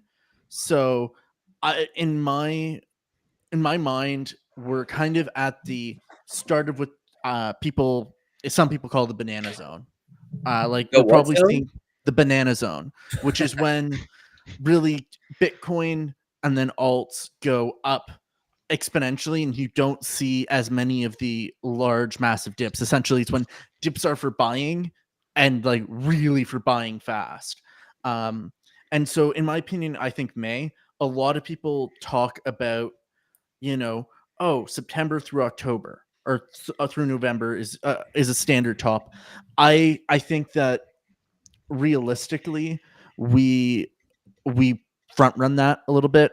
The crypto market this cycle I felt has front run things, and so I have a feeling that we probably get front run and we see a Bitcoin top probably in May. Kind of Why are trying you to front picking a run. date and not signs? I was just about to ask that. He's So Canadian. I'm picking a date because I think that signs, anyone can interpret a sign however they want. A sign That's a great take. is uh A sign feels emotional, maybe. yeah, a sign is emotional to me. Like we've talked about, I've got a target of about 257. It's probably closer to 237 rather than 257 now. I've had a little bit of revised TA since then. That kind of adjusted down my expectations, but I'm saying May, both in terms of a front running perspective, but also I think you literally just asked. I've got people randomly coming to me asking me about Bitcoin again. Wasn't that the sign of the top last time? And yes, in some ways it was, but is it the same number? Is it are we seeing people like dumping hundreds of thousands of dollars that are little newbies into Bitcoin? We don't know. We haven't seen that yet. And I think it's really hard for us to really take that. And I think more people are buying in, and we're just starting to see the slew of good news. Like if you look, like we've just started seeing companies at it. We've just started seeing, positive election news if you're into crypto per se, or regulatory news. And so to me, there's still more time, even though, Grant, I do think that we could be approaching a local top, like a Wait. This is a new term. What's top versus local top, bro? so Why we gotta get technical? One's closer Not to where you top? live, dude. One's closer to where you live. no. So a local top, Grant, is like, Bitcoin goes up and down throughout the cycle. Like we had Bitcoin hit 72 and then came down to like into the 54, 48 range at one point just this year. So 72 was a local top, but the cycle is going to top out at the top. And so At the tippy top. Let me at tell the you tippy something. top. So Let me to tell you me, this technical trading stuff is nutty because it's like it's so subjective. Like how, like what? Because I look at these charts and I'm like, here's the today is the local top and tomorrow might be like an all-time high, but that's its own local. Like what is the? Who gets to say what any of this is other than how can I use this? Is what I'm asking. Like, how can I use that? And then I have a question to follow up, Aussie, because I want to follow you on this May top. okay, so a local top could mean that maybe Bitcoin does break 100,000. It trades at 100,000, but we don't really see more continuation to the upside. But so before we see a more significant, more than a couple $1,000s of a pullback, we might see Like we could see Bitcoin go from $102,000 to 80, 75, 80, $80,000, kind of going back, retesting some of the levels that we've kind of rocketed through before potentially going to 237 or something, and being the macro top, because then it goes down and breaks, it goes below 100K, goes below 72K, it goes below all of those other levels and kind of hits a new low before it starts going back up towards 500K, for example. So I think this is where Aussie, and please take the time. I know you have some time. If you want to pull up TradingView or something and you want to show with the lines, I think that would help explain the tops. I know the tops. I don't know why I found it so funny when you were talking about the local tops. But one of the things I want to say I disagree as far as the May, as far as that's when this cycle's top is, for example. The only reason why I want to say that is because what you're saying is after that, it's gonna hit 237, which you've just revised. You said 257 in March. Grant had 112, and I had 225. So you and I were pretty close, because Grant was about half of where we were. What you're saying is, though, you think it's going to hit 237 in May and then just start to go down progressively over the next year. Yeah. Okay. Yeah. Like we could trade around 257, 237 for like several weeks, because I do still think we get an alt season that follows that potentially goes into September, like maybe takes us through the summer into September or October, because we can get quite a long alt season. But I think that Bitcoin's top for this cycle is probably somewhere around May. Which is crazy, because let's live in that world where that happens. Between now and May, you're talking really good price appreciation. You're talking, I'm just going to say it's 137 to get to your 237. Between now, we have December, January, February, March, and April. So you have 5 months, 130 days, 150 days. You're saying it's basically going to go up roughly, I don't know, $750 a day between now and May. That's hot. I think I honestly think that's not unreasonable. Right. Looking at the fact that Bitcoin has, like Bitcoin has gone up by, several $1,000s in a day. Looking at, like just today, for example, Bitcoin went from an open of 94,000 to a high of 99.1. That's $5,000 of growth essentially within a day. So it's crazy. Yeah. So in essence, you cover almost a week's worth, or more than a week's worth of growth in a singular day. I'll share my TradingView screen just to make this easy for looking at comparing local tops. This is on a daily chart for anyone looking at this. Okay. Yeah, So- I think that these lines will help. And the other thing, like I've seen people do TA or technical analysis on YouTube, and they know what they're talking about and they do this. But I think sometimes for me, I see this and it makes sense. And then they're like, if it goes one standard deviation, it will hit here. If it goes under, it will hit here. But this is the band in which it will probably fall. And then when they zoom out long enough, you really see the trend, which is nice. But I think the thing and this is where I think maybe Bitcoiners differ from everyone else in crypto.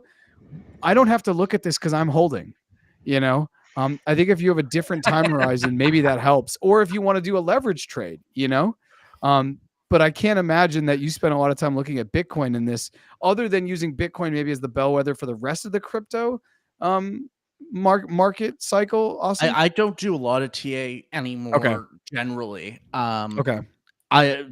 The like local tops, macro tops are like, I use some TA for looking at my exit strategy, kind of moving forward. But this is just some analysis that I use to just inform my future decisions. But Grant, this is kind of the going back to 2021, looking at the chart.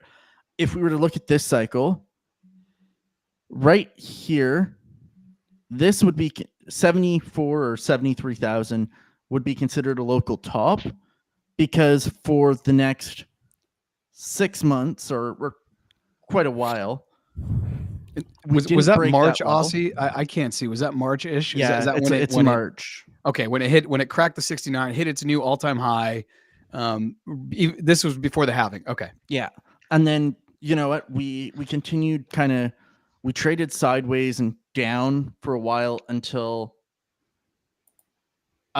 we kind of hit a bottom level, and then we continued going up. I mean, we're now just pointing at a chart using the same terms, and so like this is my question about this stuff. Grant, dude. Well, Grant. no, Can you imagine Grant in a classroom? Brutal. they put me Yeah. in the library. So here's the question: who gets to determine, like just leaving your lines here? The first line you're calling a local top, and between the first and the second line, like who is who to tell me that was a cycle versus just a local cycle? Like That honestly, that's all interpretive, but okay, the reason why it's a local top is because if you think about the Bitcoin cycle as the 4 years, this isn't like if you were to zoom out, this isn't the highest point that Bitcoin went before it totally crashed. If we want to look at like the previous cycle, that's your top or your macro top, because from that point on in this Bitcoin cycle, Bitcoin failed to pass that level and continued down. Some people in TA would call this a little local top before we continued and found our local bottom down at 15K. Basically, the top, the macro top, is the highest point that Bitcoin hits that cycle. A local top is anywhere within that cycle where maybe Bitcoin breaks an all-time high or reaches a much higher price and then fails to break that price for a substantial amount of time, usually a minimum of 2 to 3 weeks. It would be what's needed to be considered a local top. well, and this is probably why I was never a trader, why I ended up in dollar cost averaging, because like it sounds like so much hoodoo.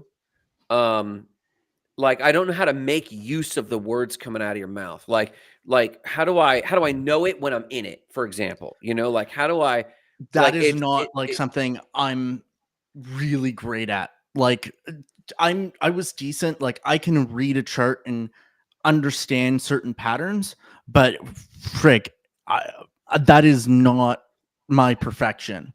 yeah. Like Well, it's you kinda can. Some people would allow them to call this a local top.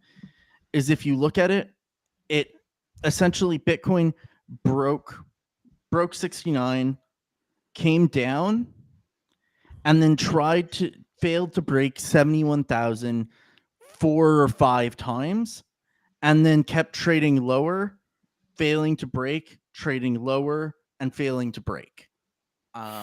Like essentially you're seeing multiple tries at that same price point and failing to get above it.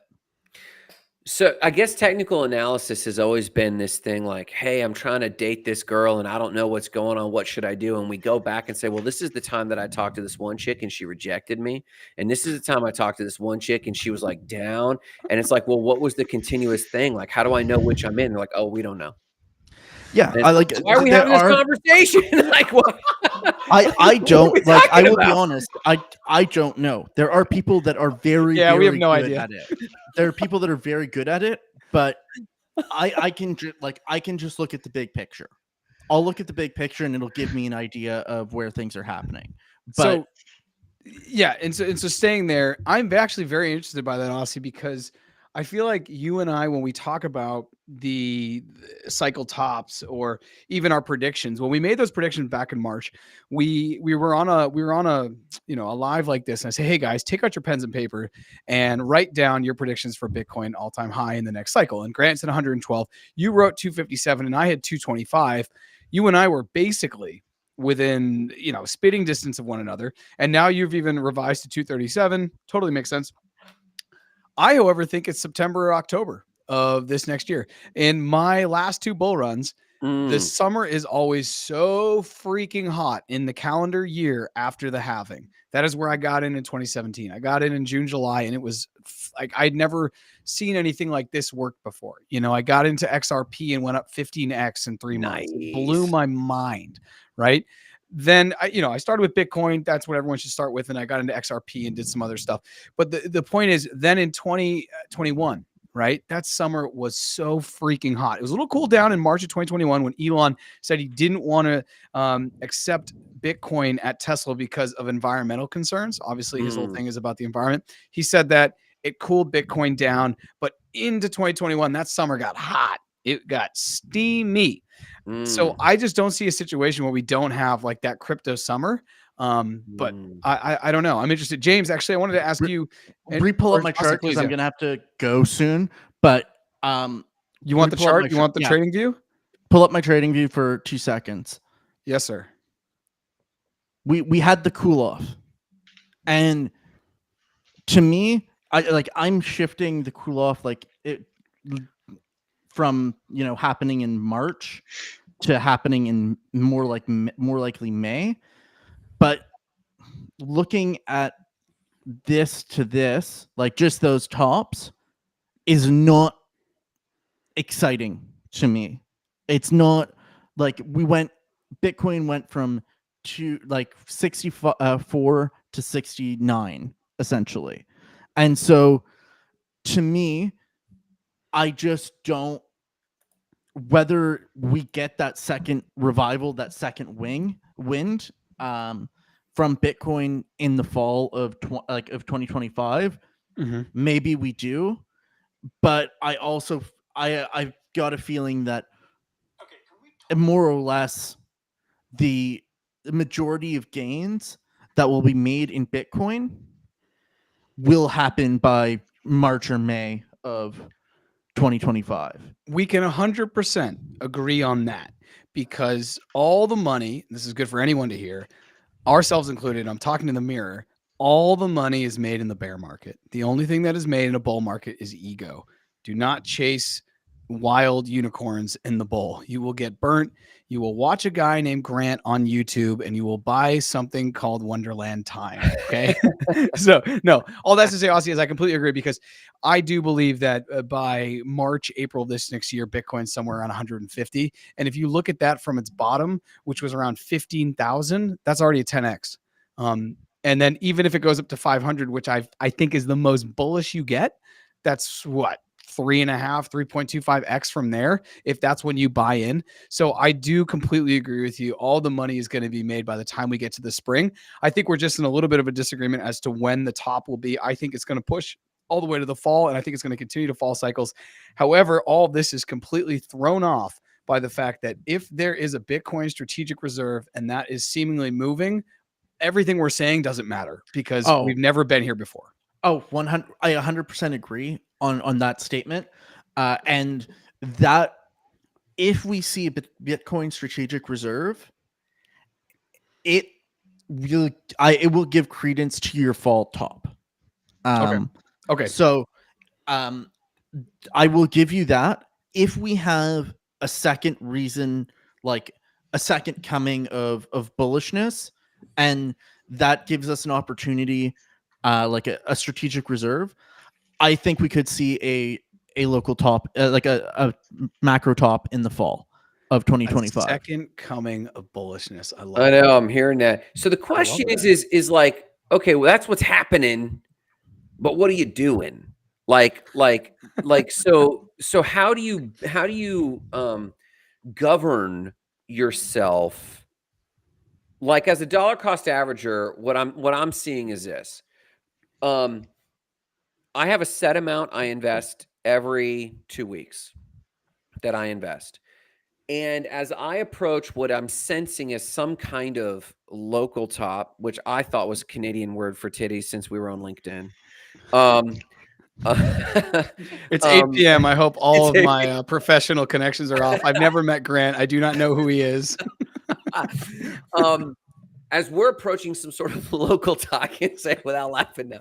Some sort of local top. No, the local top is just closer to where you live. That's all you need to know. Got it. Some sort of top. I actually keep my dollar cost average going, but as we drop, I'm watching for the drops. Like every 20% from that last high that we drop, I watch for a 20%, 15 to 20%. 15%, I keep my attention. 20%, I'm really dialed in. And then if I lose another 5%, I then double what my baseline purchase on my dollar cost average is. And I keep doing that until either I run out of funds, right?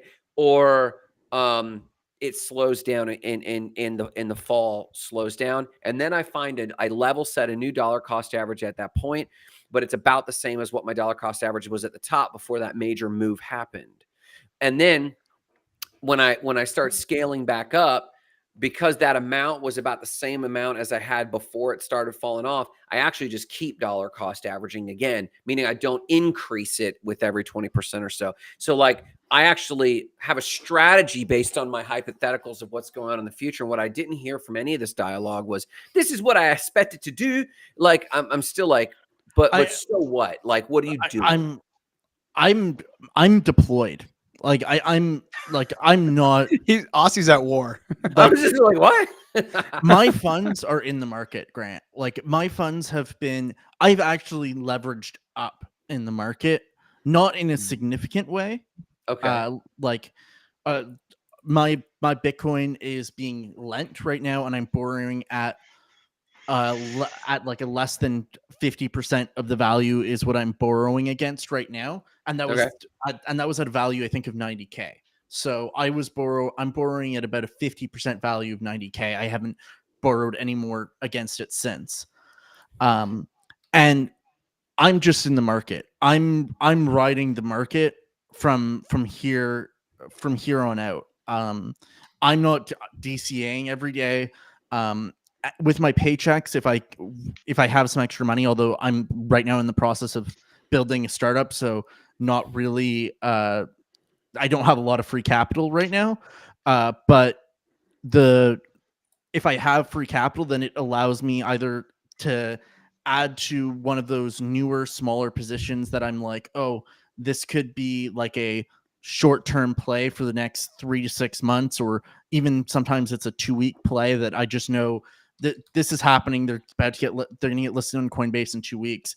I'm going to go play. I'll play that. I'll catch a 3 to 4x from that, and then I'll cash that out and then recycle that. I'm not DCAing at all. I stopped DCAing in November of last year. Really? My DCA stopped, November or December of last year. In 20, like I essentially bought most of my Bitcoin then. Most of my Bitcoins at a minimum of a 2x. I bought 2x, maybe a little bit more now.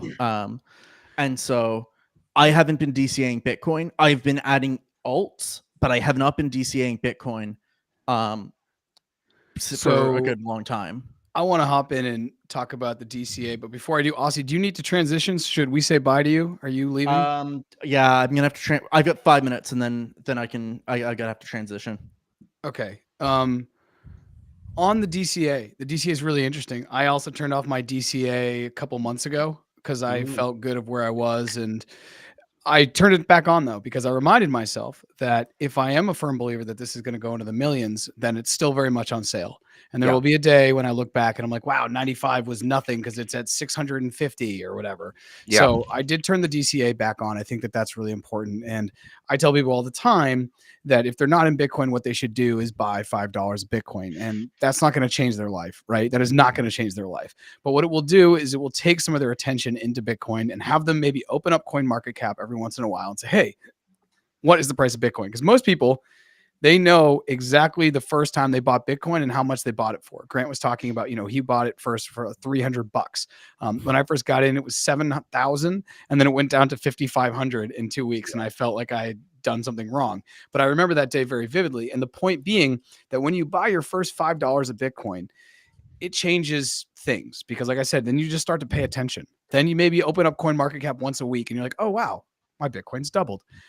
There's a good family friend of mine who bought certain amount of Bitcoin, a couple $1,000 of Bitcoin at 10,000.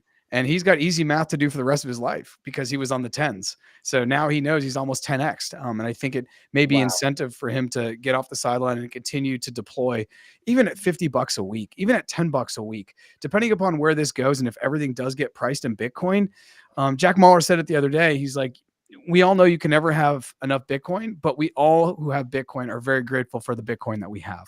And I think that that's a really interesting distinction. So absolutely. I'm just going to touch on the DCA. And just the reason why I stopped my DCA was I was very happy with the amount of Bitcoin that I had. I'm all not 21 million. Yeah, all 21 million. Absolutely. I'm not a whole coiner right now, but given the capital that I had at my availability, I felt like that was the amount of Bitcoin that I could safely have and feel comfortable with while looking at a growth strategy to grow my Bitcoin holdings down the line.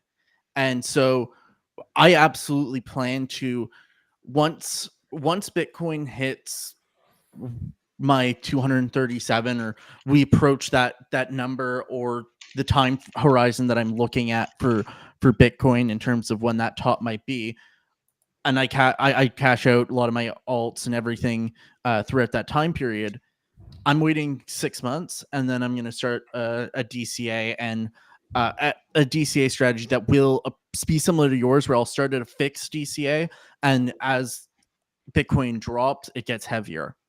It'll get heavier, and then once we hit a level that I feel is likely a bottom, I'll keep that DCA, and then if I feel like we're running out of the time of going up is coming soon, whatever that hasn't been DCA'd is going to get deployed. And so that's my strategy, and that's just because I'm on a maximization strategy. I'm trying to make the most out of my fiat that I've got. Would you say that makes you a maxi? Yes, I think it makes me maxi. I'm trying to maximize what right now is not what I consider a lot of capital compared to many other people in the market, and so I'm trying to make the most of that so that I can hopefully become a whole coiner, or a multi-whole coiner, a 10 coiner, or whatever. And so yeah, no matter how much money you put in Bitcoin, it always is a rude awakening when you wake up and Michael Saylor bought like 4.5 billion. So Aussie, we're coming up on the 2-hour mark. I just want to say thank you for joining us. Yep. Good luck with the rest of your evening. And if James and I don't have laser eyes tomorrow, you know why. So absolutely. I look forward to seeing the laser eyes going away. But thanks for having me, guys. It was nice meeting you. I'll have to connect with you off the stream. Yeah, we'll have to connect. Nice talking with you, James, and good seeing you guys all. So have a nice evening, and hopefully we see 100K Bitcoin. I'm looking forward to seeing that, and maybe seeing it before I fall asleep tonight. Yeah, maybe. Man. Depends when you sleep. Cheers, bye, guys. Aussie. Bye. Jarrett, you just gave me this word picture about what is DCAing versus investing, and I would think that a maxi, and you just gave a point when he was showing the chart, and that chart was, a maxi looks at these things differently because, they're holding for life. And you and I've talked a little bit about, when do you sell? And the answer is never. It just keeps growing, and I pull some out to live on. And it's okay, that's hard for me to get my head around because all wealth I have known yet is equity event, the wealthiest modality. People, the average Joe lives hand to mouth. Then people doing decently in the world are paycheck to paycheck. Then business owners are quarter to quarter, and it, goes on and on. And the ultimately wealthier equity event to equity event. And, because there is no investment vehicle that is predictable, and equity event to equity event, you're in control of every element, right? And it's weird to think about Bitcoin adoption kind of like AI adoption is the word picture, is the mental picture I got when you were just talking about that, where I'm coaching a lot of my clients and my equity partners. They need to be able to point to one AI system in all the 5 major areas of their business: marketing, sales, production, bookkeeping, and admin.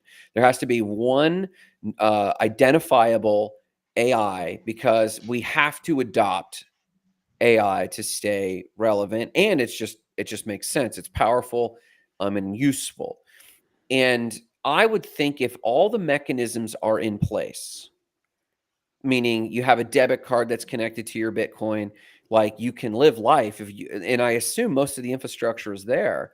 Why wouldn't entire paychecks go into Bitcoin that's not dollar cost average? It's literally transitioning off of, as aggressively as possible, off of one financial system into another and starting to pay for life. This is the first conversation I've had where that picture hit my mind of, why wouldn't all of my money that I ever receive drop into Bitcoin, not because hashtag Bitcoin's a good investment, but because it's almost nearly established enough as the alternate financial system, just like AI is an alternate staffing information system. I have an answer Volatility. on this, but yeah, Yeah. James, can you talk about this also as a business owner in Bitcoin? Because I'm pretty sure that I think you and I spoke about raising funds in Bitcoin, and I saw that a lot when I was in Nashville. People would say, "Hey, instead of I have a $2 million seed round," they would say, "I'm raising at God, what was the Bitcoin price then?" They would say, "I'm raising 20 Bitcoin. That's my seed round." So, James, can you talk about this also from a raising funds, and then also when you grow Knee Howdy? Are you going to be paying people in Bitcoin, and would that be your preference? Yeah, that's a loaded question, first of all. And then I think this is like a very intellectually stimulating conversation for me to have right now. First of all, we're not at the Bitcoin standard yet, unfortunately. People are still conditioned to think in US dollars and think in terms of fiat. But there will be a day where people will start to price things in Bitcoins, but we'll price them in sats. If you remember, one Bitcoin is equal to 100 million Satoshis. But there will be a day where we're buying things and selling things for just one sat. We're not there yet. Maybe the next 10, 20 years or so. It'll Wow. happen in our lifetime, but I don't think it's going to happen the next year or two or so. I do see a reality where, we're not transacting things just in sats, but microsats. So say there's, 1,000 microsats and one Satoshi. Like I do see that eventually in our future, where we're Whoa. transacting with that.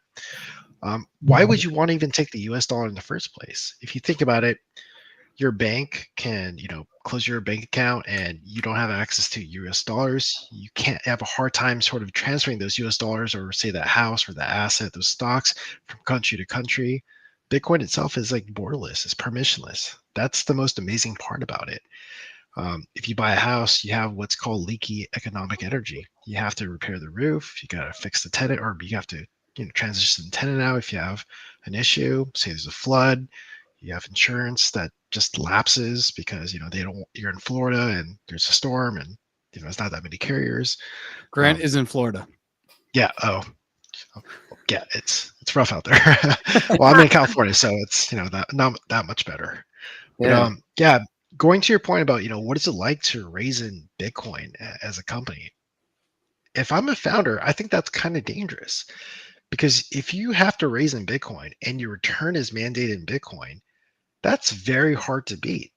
If I'm an investor, like that is like the ultimate dream because if my investment is like one Bitcoin and one Bitcoin somehow surpasses whatever return, say it's like one Bitcoin's at 50,000, that's how much you invested in. Now it's worth $1 million. This company is growing at a slower trajectory than the pace of Bitcoin. Like if I'm an investor, I probably own that company outright now rather than, owning like say a fractionalized 20% of it, the company or whatever that raise is. We actually got approached by a couple Bitcoin VCs and they were like, yeah, we are willing to invest in your company, but the return again has to be in Bitcoin terms. I don't feel comfortable in that. I don't think any company, any startup would want to do that. Some did, of course, but it's just a very hard thing to beat, in my opinion. Like Bitcoin is the ultimate like asset of our generation. There's no second best, in my opinion. But yeah, Is the architecture truly there to do living expenses in standard banking, daily standard banking with your money in Bitcoin? Truly, at not this yet. point? Not Okay. yet, because you would have to rely on a lot of peer-to-peer transactions. So, like, if I wanted to go buy meat, it's going to be hard for me to go to my local grocery store and say, I have like Safeway here or whatever it is, Costco. They're not likely going to take Bitcoin, or they're not even take Bitcoin on the Lightning Network. First of all, they're just going to say, US dollars. Just put in your Visa card, your MasterCard, American Express. There isn't an off ramp for people who own Bitcoin to spend that yet at, say, Costco. But I could probably find some sort of like local, meat house or packing company that will sell me Bitcoin or will sell me meat, and they're willing to transact to Bitcoin. And I've certainly heard of those cases, but it is very difficult, I think, to do that on a larger commercial level right now, to be that individual to transact. How long have So- you been in crypto, James? I've been aware about it since I would say 13 or 14. Badass. Right around that time, when I got into it, I was very into the Silk Road. When I was in college, the only way to buy weed at that time was to go through the Silk Road. I was going to say, knew, James, because you were buying textbooks, right, James? yes. I'm not shy about like how I got into it, because that's the journey into Bitcoin for everyone is very different. For sure. It's a huge learning journey, and I had a laptop with a couple hundred Bitcoin, and well, that shit's at a landfill in my local campus right now. So, I didn't understand what Bitcoin was back then. But I Yeah. do. I So- can't tell you how many times I actually, so I started this, and I also need to jam out here soon because I get up ass early. Well, then you continue. I'm going to go grab another seltzer. Oh, do it. So I started this because I wanted to build a non-location nation in 2008. And I'm very stirred by that this country writ large does not really, there's nowhere to go. I mean, America has, I assume you've traveled. I've traveled. I mean, and travel's phenomenal. I've lived abroad.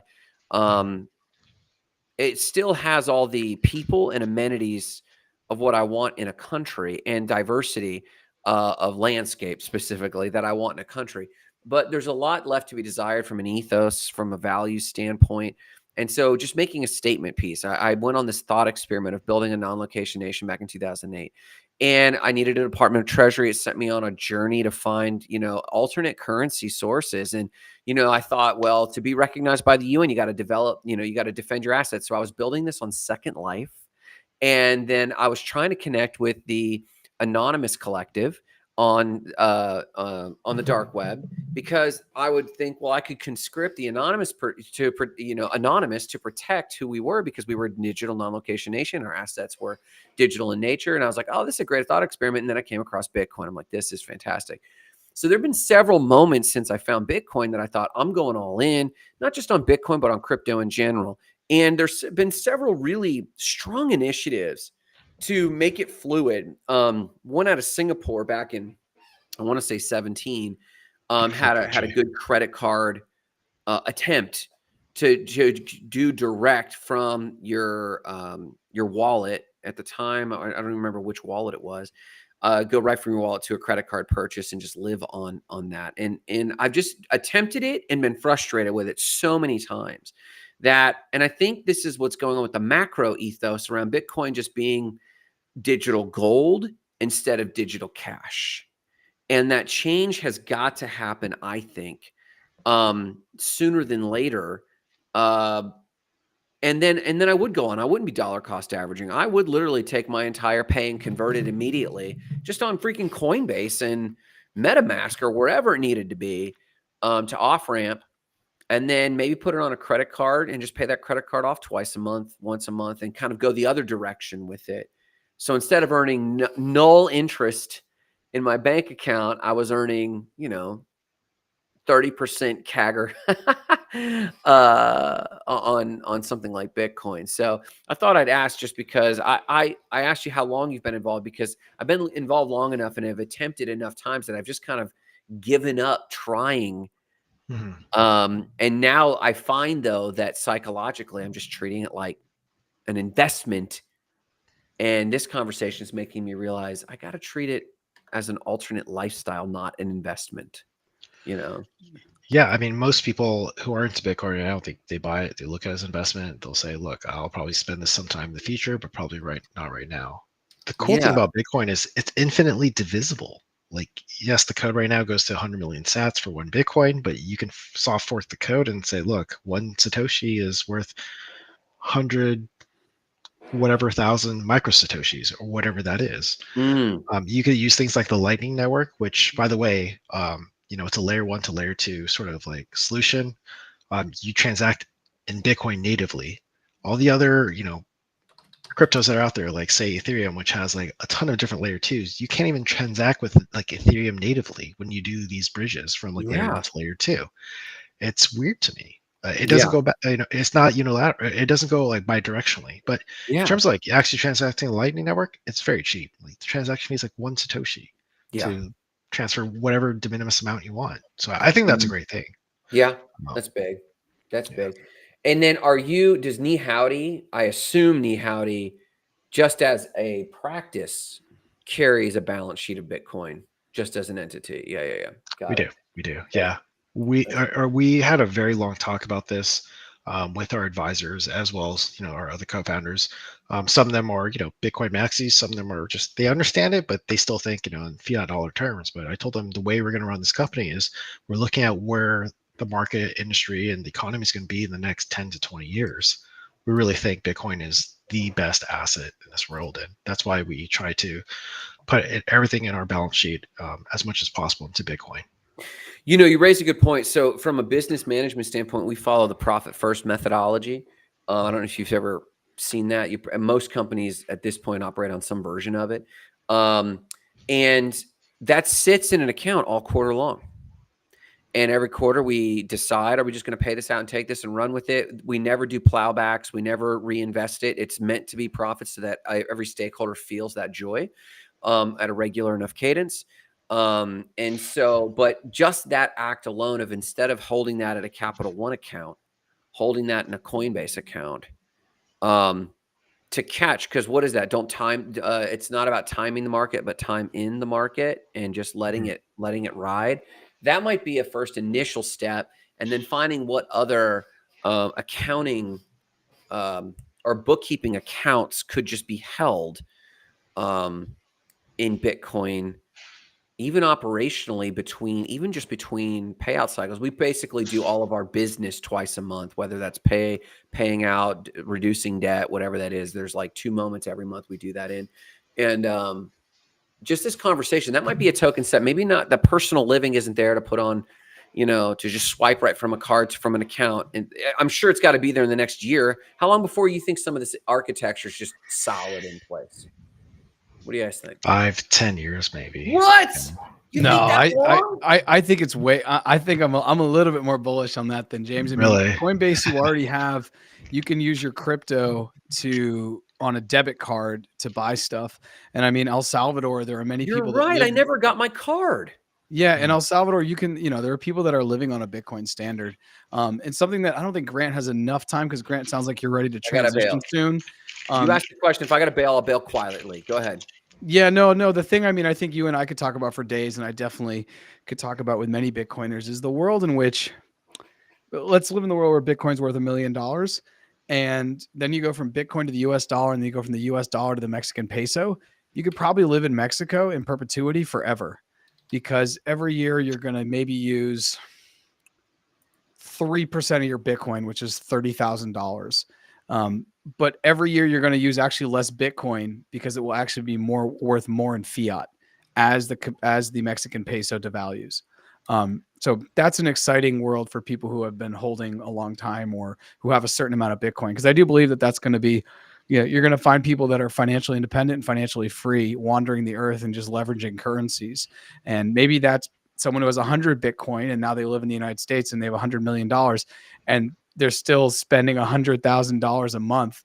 But even when they do that, it's only 1.2% of their annual take, and Bitcoin is going to go up by more than 1.2%. So now they're living in perpetuity forever for free. Not for free, but their lifestyle and their expenses are covered, right? Their OpEx, their operating expenses. So that's something that I do want to start to talk more with people, because I know that there are people who are already living that life. Because if you live in certain parts of the world, if you're leveraging currencies and you're using a geo arbitrage, these things can happen. But anyone who has Bitcoin can now do that anywhere, depending upon the amount of Bitcoin they have. So that's something I think that's what the wealthy look like of the next generation. I think we've gone past the 300-acre estates in Europe, and there's going to be people walking around with 12 or 24 words in their head, and they're able to, access, whether they have some on their phone and the Lightning or however they're doing it. And I do think the infrastructure will be there. I think a lot of places now accept Bitcoin, especially in the urban areas across the planet. I live in Bogota most of the year and currently up in Boston, but in Bogota, within 4-minute walk to my house, there's a place where I can go and I can use USDC, Ethereum, Bitcoin on Lightning, and a couple other things to pay my cell phone bill, pay my Wi-Fi, and pay my utilities. Is this the kiosk we walked by? We walked by it when you were there, and it was open, and I can go in there and use Bitcoin or anything at any time to go pay. So in that world, over the last, I don't even know, over the last 3 weeks, my bills have become how much cheaper as Bitcoin has gone up 40%.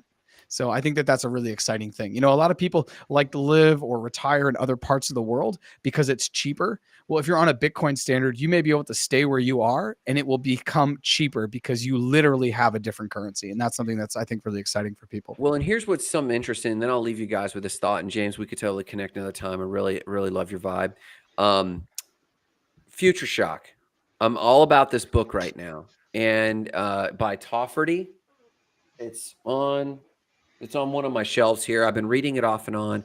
It's a 1970s-ish book, and he talked about the culture shock of Future Shock, and the idea that those who are early adopters, and he, back in the 70s, the adoption bell curve was still a relatively new concept, and this idea that you don't have to time this stuff. You don't have to be all in. Am I late for Bitcoin? All this stuff. And his contention was this in his book. One of the nuances was, whatever it is, when you get exposed to a new technology, adopt it right away. It doesn't matter if you like it. Doesn't matter if you vet it. If it works and it's a new tech of some kind, adopt it.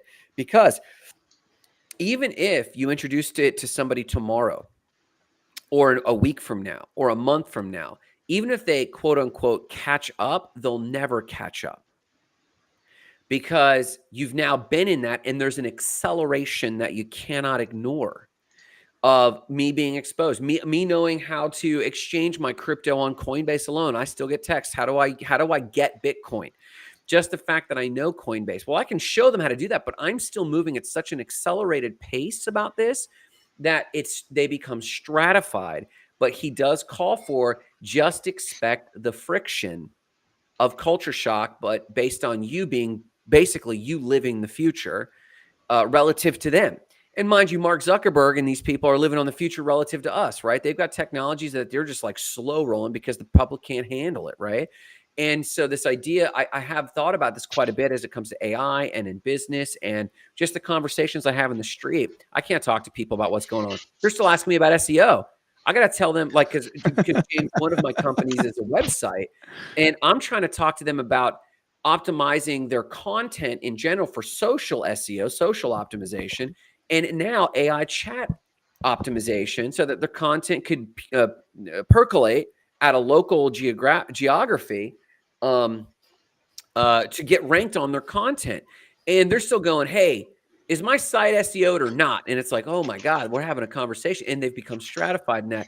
But I've had this thought in every domain except crypto. I've been treating it. I know you look shocked, Jared. I've been treating it just as an investment. And I'm remiss. So I really appreciate this dialogue because I'm going to take out, like literally, I'm just writing these notes right here that I'm telling my team, hey, we're going to do all of our holdings in crypto until we need it.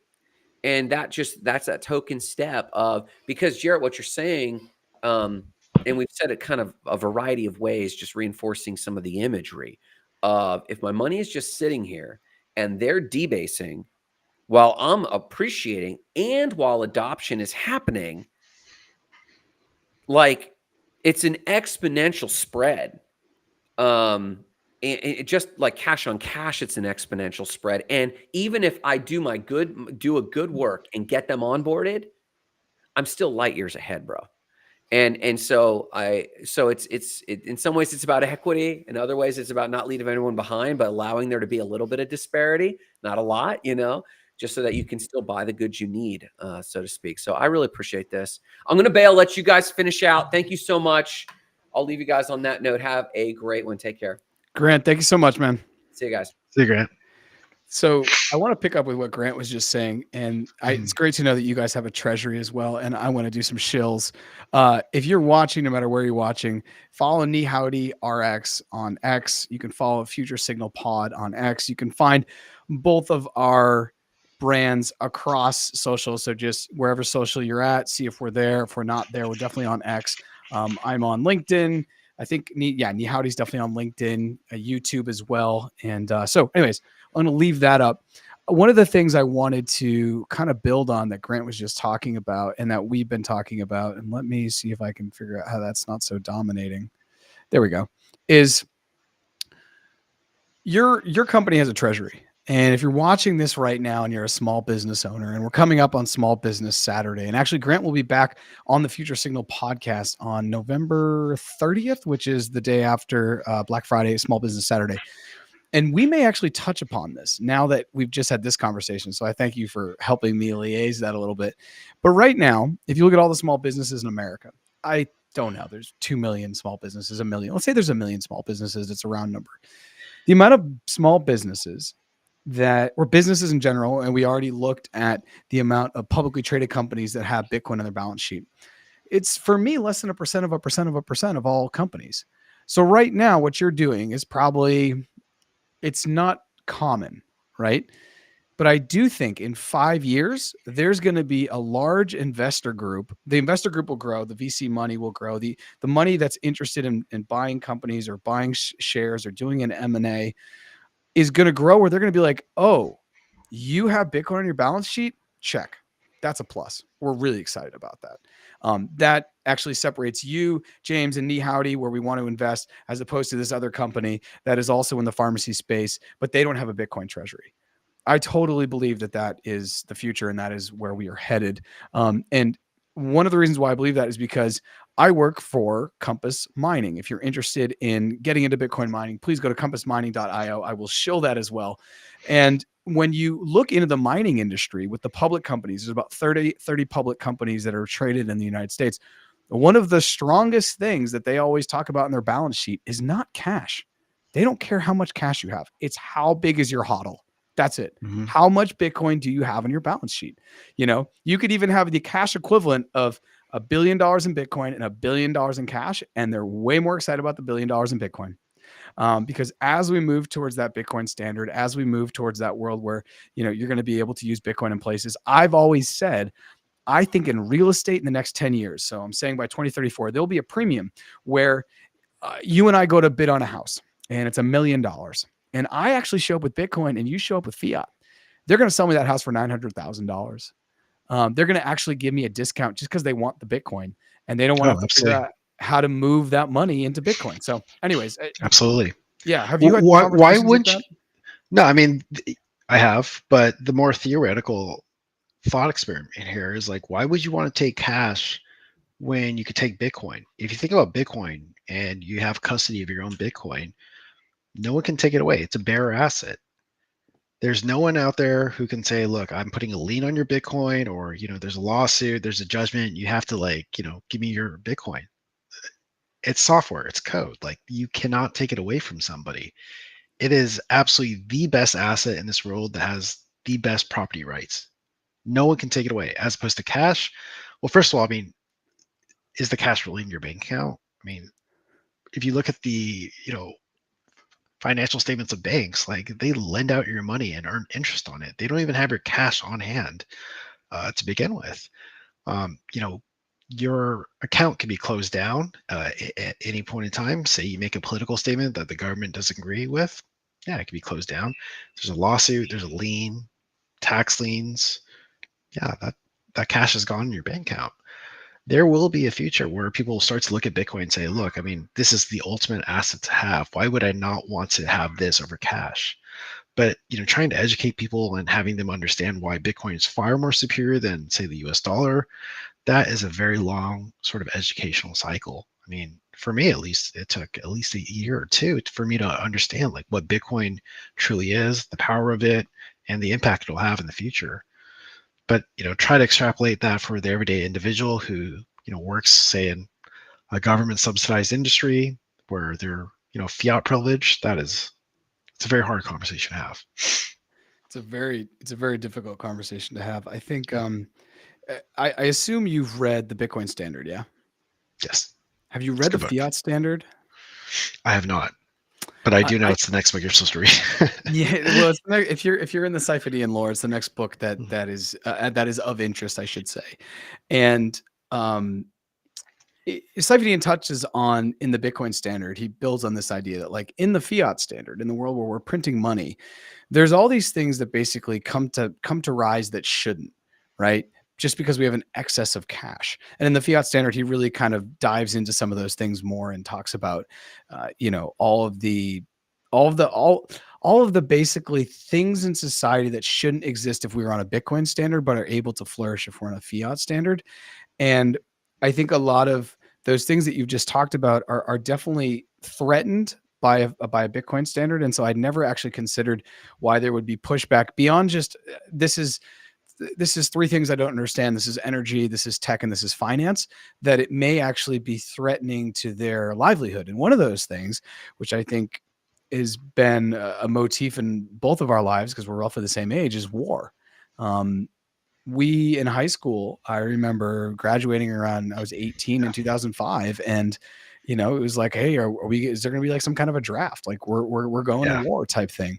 For my father's generation, it was Vietnam, and like the US empire is always just banging the war drum. And we at the same time have the Department of, what was it the other day? They couldn't reconcile $832 billion. Crazy. And that only exists on a fiat standard, where money can disappear and no one knows because it's not on a public decentralized ledger that everyone can go transparently check. So one of the things I'm very interested about is Bitcoin's ability, and this is theoretical at this point, but Bitcoin's ability to be able to make the world a little bit more peaceful. Because one of the things that Sifo-Dyaan talks about, at least in the Bitcoin standard, is like, if you all of a sudden have money that's all accountable, you can't have 800 and whatever $billion in the Department of I want to say offense, but I think it's the Department of Defense, the Defense DOD. Department, Yeah. The DOD, exactly. That money just can't disappear. And so I think a lot about the future, and if that is something that Bitcoin can offer humanity, because now we're all on a hard money standard where we're not just creating money out of thin air and we're not just starting wars because we can. The US spent $300 million a day in Iraq for what? To be there for 20 years, to leave and let the Taliban take back over. Yeah. I don't see what we gain from that. However, if we were on a Bitcoin standard, the US government would have not been able to do that, because basically they wouldn't have been able to print the money out of thin air. So they would have had to actually go to the citizenry and over 5 different presidents, or 5 different terms, I should say, make sure the citizenry was still on board. And we were still like, that's a war we think we should fight. But as long as you have a separation of money printing and people's opinions about it, I think it's just really dangerous. So anyways, I wanted to kind of dovetail off that. I agree with you. First of all, like, war should be very expensive. That decision should not be like taken lightheartedly at all. Yeah. It should be the most expensive thing like ever. And it is the most expensive thing. Yeah, but we don't factor that, or at least politicians do not factor that into the equation. I mean, you look at, we just entered the Ukraine war. We're indirectly entering the war with, like, Israel and Palestine. Whatever your political beliefs are, I mean, I think the common agreement, I would say, is like, most people would say like war is really bad. It shouldn't happen in the first place as much as possible. It should be expensive. Like, should not be a decision where people just take it so lightheartedly and we're okay with sending, generations of people off to, lose themselves. Like, it's terrible. It's bad. Yeah, Yeah, and I fix the think money, fix the world. fix the money, fix the world. I now want to push one of your co-founders to maybe hop on. I feel like maybe a little reticent to do that, but if I can give any incentive to he who shall be watching, this may be one of the last times you have to do a live stream pre 100K Bitcoin. I was hoping the live stream would push Bitcoin over the edge to the six figures, but as you can see, we have it up on the screen. I don't even think we flirted with 99 since we've been on. I know it did crack 99 earlier today, even just slightly. But anyways, feel free to share the link on LinkedIn that I had sent you. Yeah, I've been sharing it. I just pinged them right now. I threw it out as well. If you're watching this and you're on X and you want to join, DM me, and hopefully I know you, and we can get you on here. I think you and I both have a pretty robust community of Bitcoiners that may or may not want to join. The idea of this was like James and I back in, I guess, the end of 2023, we were talking. We're like, dude, should we do Laser Eyes or not? And we're like, I don't know. And then we did, and it's working out. And I'm excited to take the Laser Eyes off. I've had to explain what Laser Eyes are to a lot of people I didn't expect. But it's been interesting because it does create an orange pill moment where you're like, oh, why do you do that? Well, I work for Bitcoin, and this is kind of like a cultural thing that has been done. And the idea is 100K, Laser Eyes till 100K. So the question I have for you is, what happens after Laser Eyes? Because the next big step would be 1 million. I'm keeping Laser Eyes.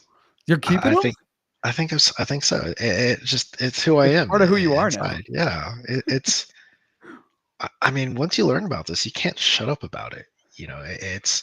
Thankfully, I don't have to see my extended family this Thanksgiving or Christmas, but it's just part of the dialogue. Every time I have, it's really my common interest. Like, I love thinking about this. I dream about it every single day. It's the craziest thing in the world to me. So you're going to keep them. I think I'm taking them off, but I am excited to see if there's going to be another like cultural push to do something like something till 500K or whatever. I truly, I gave the price prediction earlier that I'd been giving for about 16 months now of 225, but I think if certain strategic reserve stuff happens, I think that's actually super bearish just in this cycle, because I think that things could get really out of control, which is also interesting. Why would you say it's bearish, I guess? I think it's bearish compared to where we could go. I think people will hear 225 and be like, oh man, that's bearish. Just because if there is a strategic Bitcoin reserve that is passed in the US and we start, I think I was going to say JFK, RFK was pushing for 200,000 Bitcoin a year until he got to 1 million. Yeah.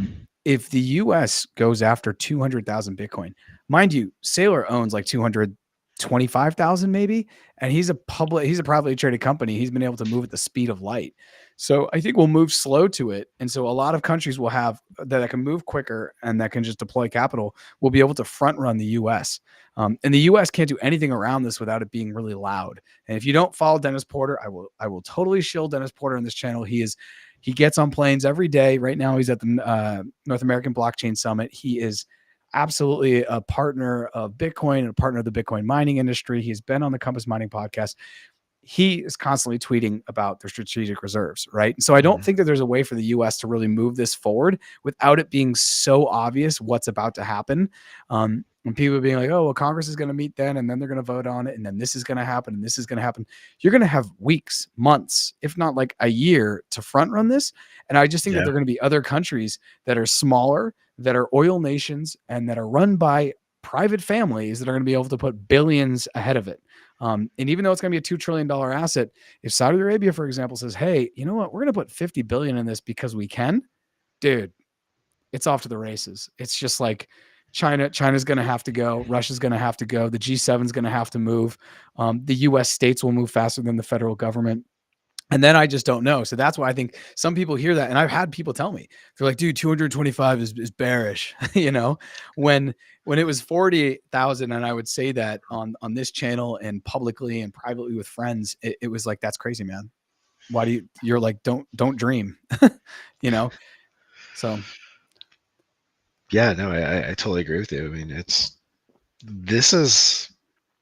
going to be, when the adoption happens, it's going to be like a rocket. There is no slowness to that top. It's just going to be a sharp peak, and that's the crazy part. I wish people learned about it sooner, but everyone, I think, just saying, you get Bitcoin at the price you deserve. So One of the things I shared recently, and I think is an idea that's just good to like have on mic, is that everyone learns about Bitcoin and then you get into Bitcoin. And those are normally a distance. Like I learned about Bitcoin in 2014. I heard about it, but I didn't really dive in. It was sometime in 2017. I dove in, and within a week I went to an ATM and put money in, and I bought it in that summer as the price was climbing. But I tell people all the time, you've probably heard about it. So now the only thing you have to do is close the gap. And the gap is the gap between hearing about something and then acting on something. And you've just shared something. I like this. Yeah. So this is from David. I don't know if he's listening to the podcast right now, but thanks, David. He sent me this link. But this is another publicly traded company in the pharma industry, in Livix Therapeutics. They just announced from the board of directors they approved a purchase of up to $1 million in Bitcoin as part of its cash management strategy. And this again, sort of my running theory here, but kind of like what I know in this industry, it is not going to be business as usual for healthcare anymore, especially with RFK coming in. A lot of these pharmaceutical companies and healthcare, they live off government subsidies. It's like student loans and tuition. Healthcare is no different. There is going to be a fundamental shift on how to preserve capital and how do we survive, for the next day or so until the next administration comes in and says, let's start to print more money for research and development and healthcare and Medicaid, Medicare, and all those, different programs for people. So that's fascinating, because I think if you're listening to this, I think there's an idea that big pharma runs the world. But what you're saying is no, the Trump administration could come in, change things drastically, and create a situation where people are looking for lifeboats, and that lifeboat could be Bitcoin. Is that a good Yeah. TLDR of what you just said? Yeah, I absolutely think so. Because go you're ahead. not saying what other industries within within all these publicly traded companies that are announcing like, I'm going to start investing to Bitcoin. Like what is those industries? Like right now, it's just happens to be a lot of healthcare, pharmaceutical companies. I mean, I don't really frankly see like the food industry or some other industry announcing this yet. For me, it's uncanny that there's pharmaceutical companies or healthcare organizations that are doing this right now. It's interesting you say that, and you're in the healthcare industry. You're in the pharmacy industry here, because my past work, and maybe even when you and I met, I was at Mercy Corps, and Mercy Corps is an international development nonprofit. It's one of the biggest in the world. I looked it up the other day. They have about $670 million annually that they get in donations, both from private, from public, from institutions, and from USAID.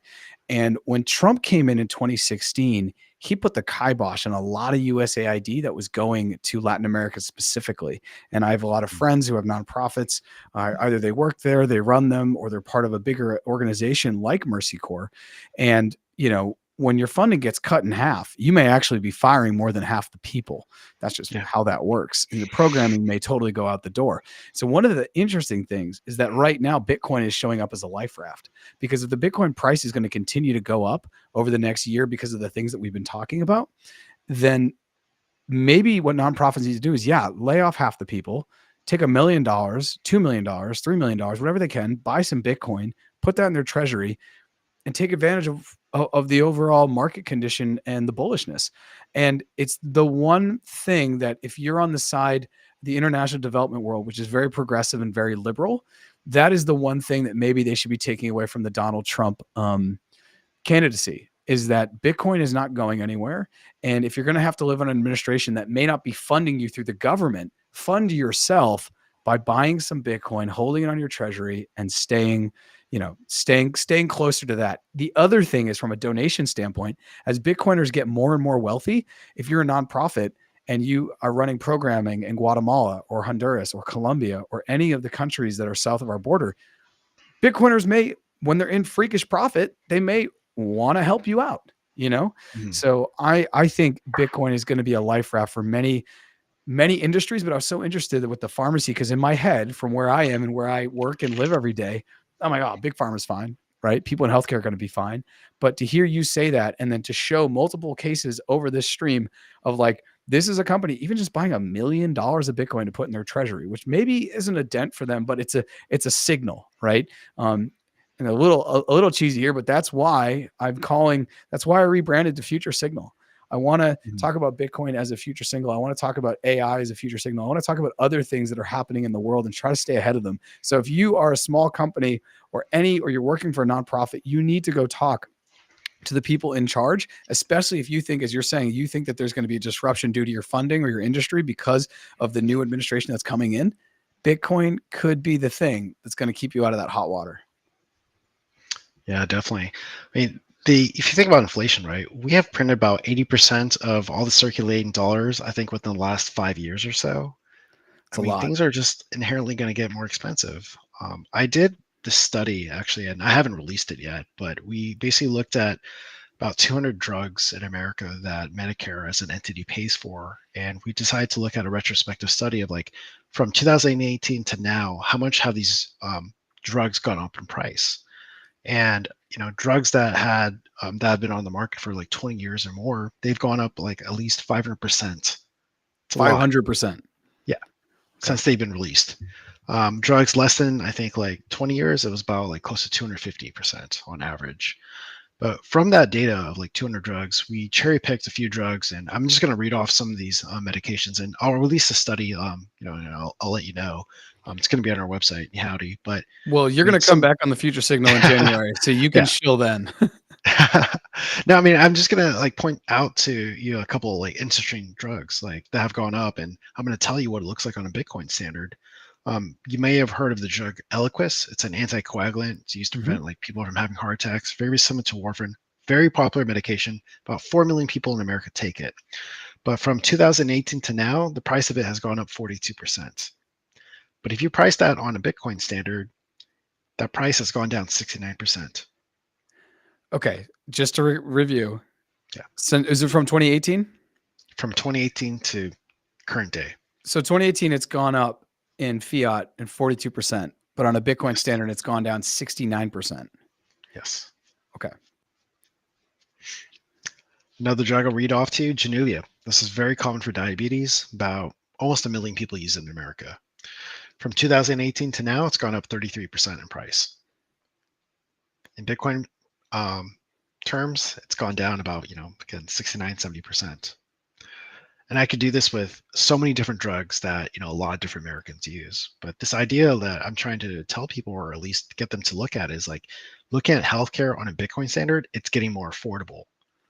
But if you look at it on a fiat standard, it just keeps getting more and more expensive.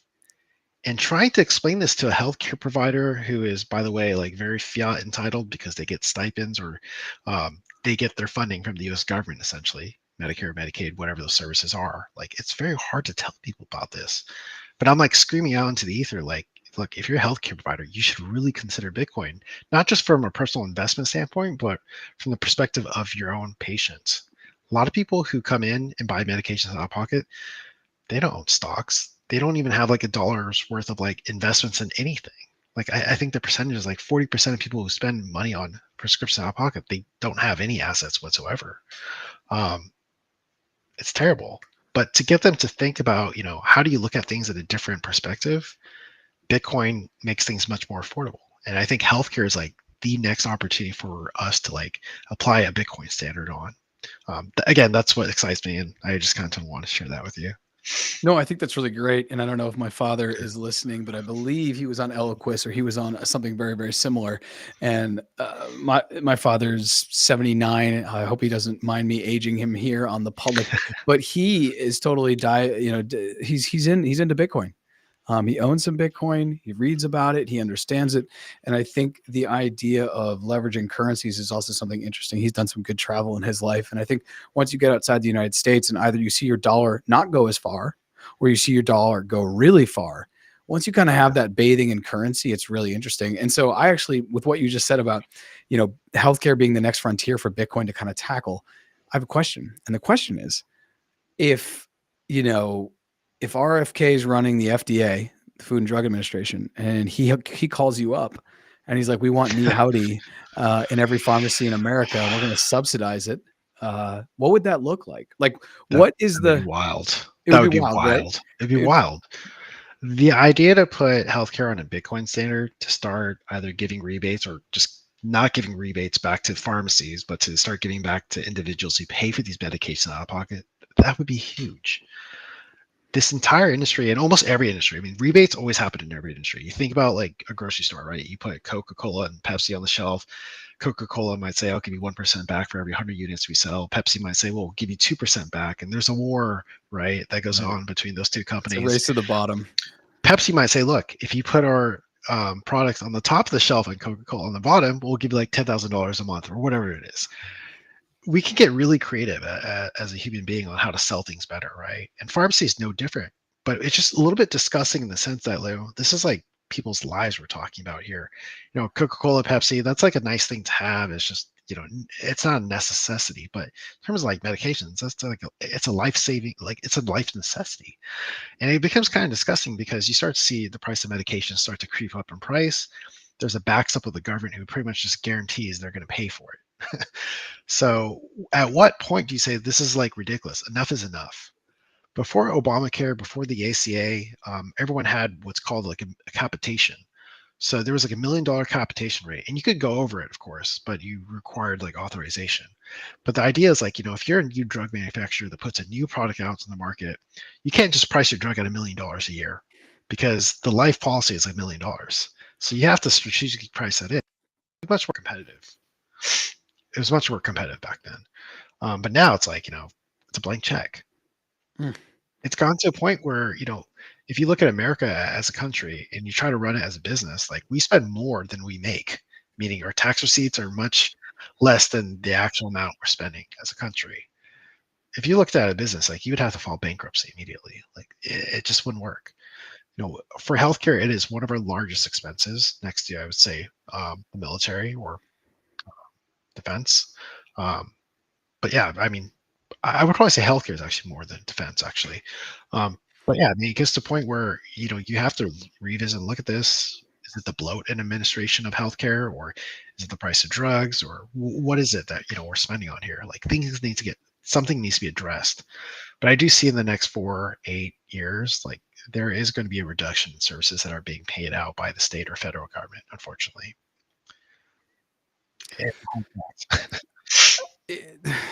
Man, I mean, so Knee Howdy, I go and buy a drug and talk to me about how it works. And then I want to build from there on one of the things you just touched upon, which is pretty important, I think, to the financial literacy and health of the United States. Yeah, I mean, it's super simple. You go on our website, you sign up, there's a coupon, you look for the drug you want, you bring that coupon into the store.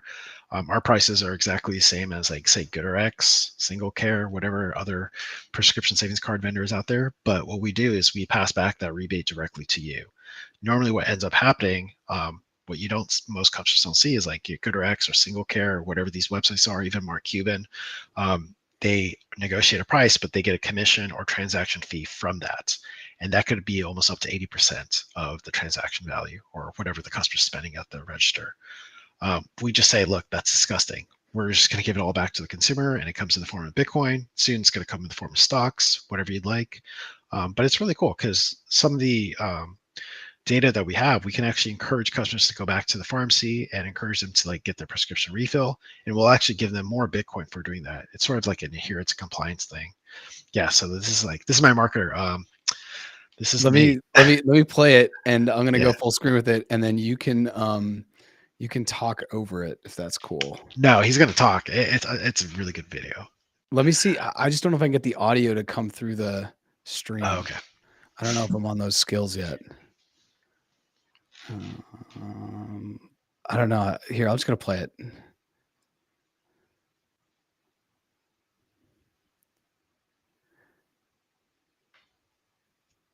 So he's ready to head in to see how it works. I've seen this video. It's really great. So I just gave the pharmacy the coupon, and they're putting in the necessary information now for us to get the lower discounted price. Now he's come out, and I think So he got his medications at a lower price, and soon I'll have Bitcoin or stock in my account. That's really cool too, that you added in stock to make it not just maybe super Bitcoiny for people. And then I think it wasn't that video, but it was another video I actually saw on your YouTube where within your account, when you decide to get your rebates on, just like you would with GoodRx, many people have used GoodRx. GoodRx, first time I used it, it was revolutionary. I was going to pay for medicine that was maybe $50. It was literally $25. And what you're saying is with that margin of the saving, you get that back in sats or stocks, or you can also probably get it back in fiat. But I remember you guys, is that a new thing where you just have that little toggle over to Satoshis?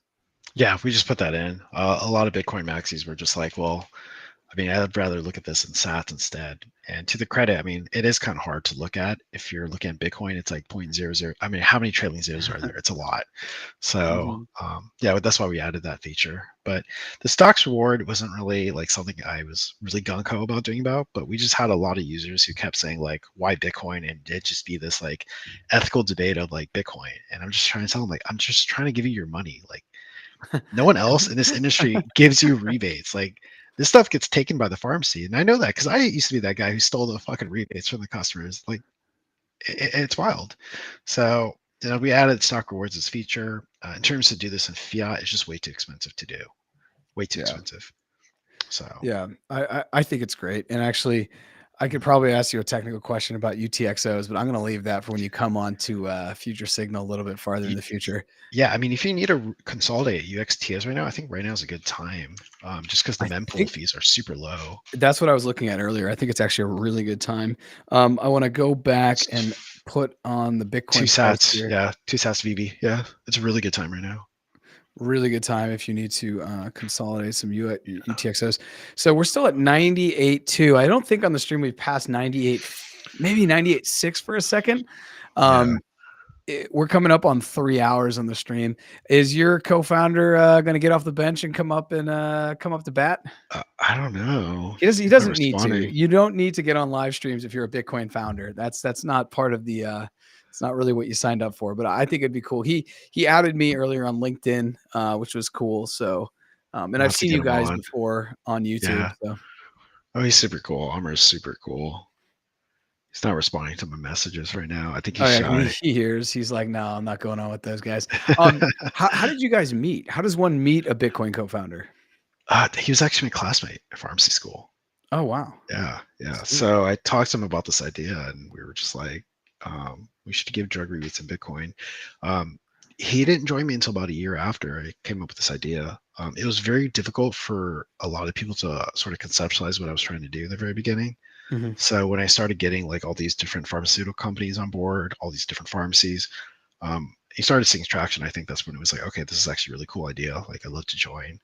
But yeah, I mean, for a lot of people, even some VCs I was like talking to, like is very conceptually difficult to understand how Bitcoin can disrupt healthcare.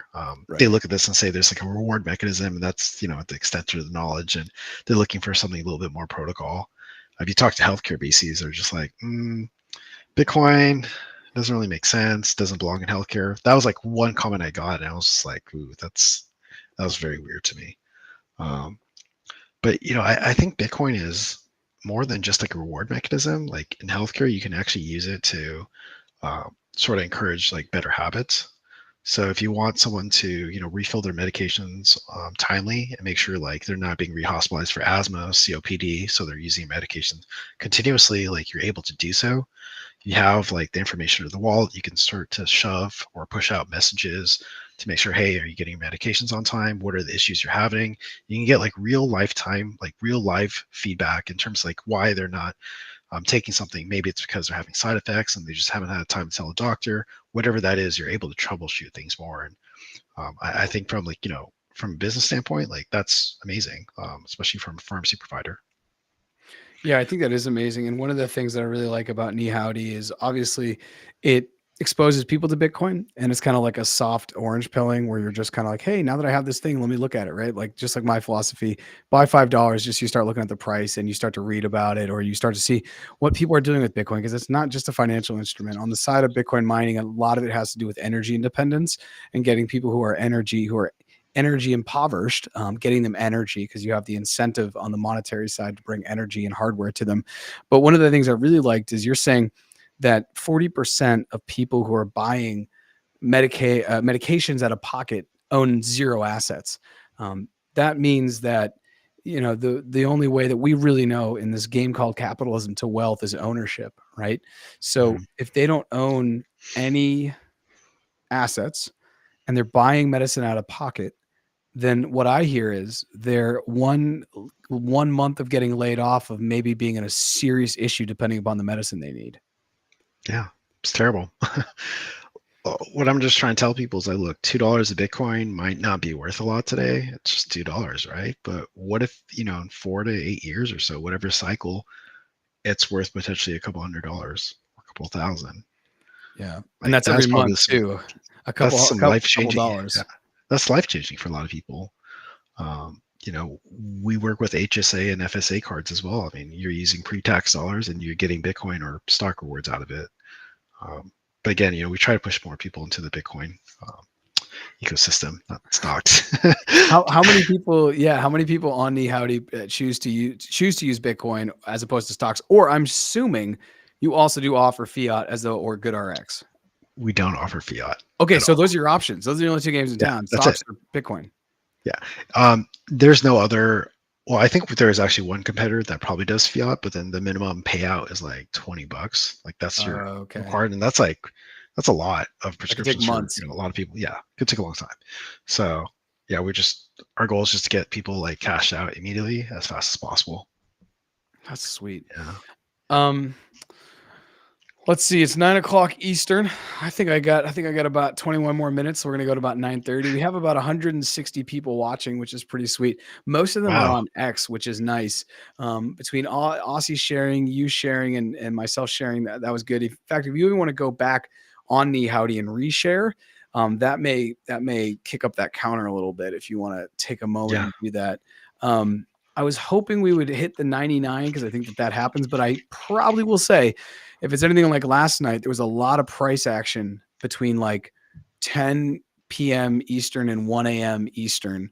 So we just may be a little early if things are going to happen. As Aussie was saying, Asia, you know, Asia's getting up as we're starting to go to bed. So I don't know. Maybe we see some other stuff, but it kind of seems like we're just at this 98 point, which is always interesting to me because when the price doesn't move, that tells me there's the same amount of people selling as there are buying. And I just don't know who's selling right now. It's hard to say, man. I mean, this would not be the moment I would sell, you know? I asked this poll to a local Discord group I'm in for like my city. And 2 months ago, I was like, will Bitcoin hit 100,000 by the end of the year? I think like 70% of the people said no that answered. Then I asked the same question again, will Bitcoin hit 100,000 by the end of the year? And this was like yesterday. 80% of people said no. 80? Yeah. So there's more people that said no. And I'm like, we're like $2,000 away. We're less than, oh my gosh. Okay. So have you used Kalshi, the betting app where you can bet? Oh yeah. It's like a prediction market. Right? I've seen it. Yeah. Yeah. So I've been using it and I put in September and it was at 14%. So I put $100 down. I get like 650 back that we were going to hit 100. And in that point though, it was like 61, maybe. Nothing really exciting. At that point, too, we're fresh off the Harris debate, and Harris looked like she was going to beat Trump because in that debate, she just walloped him.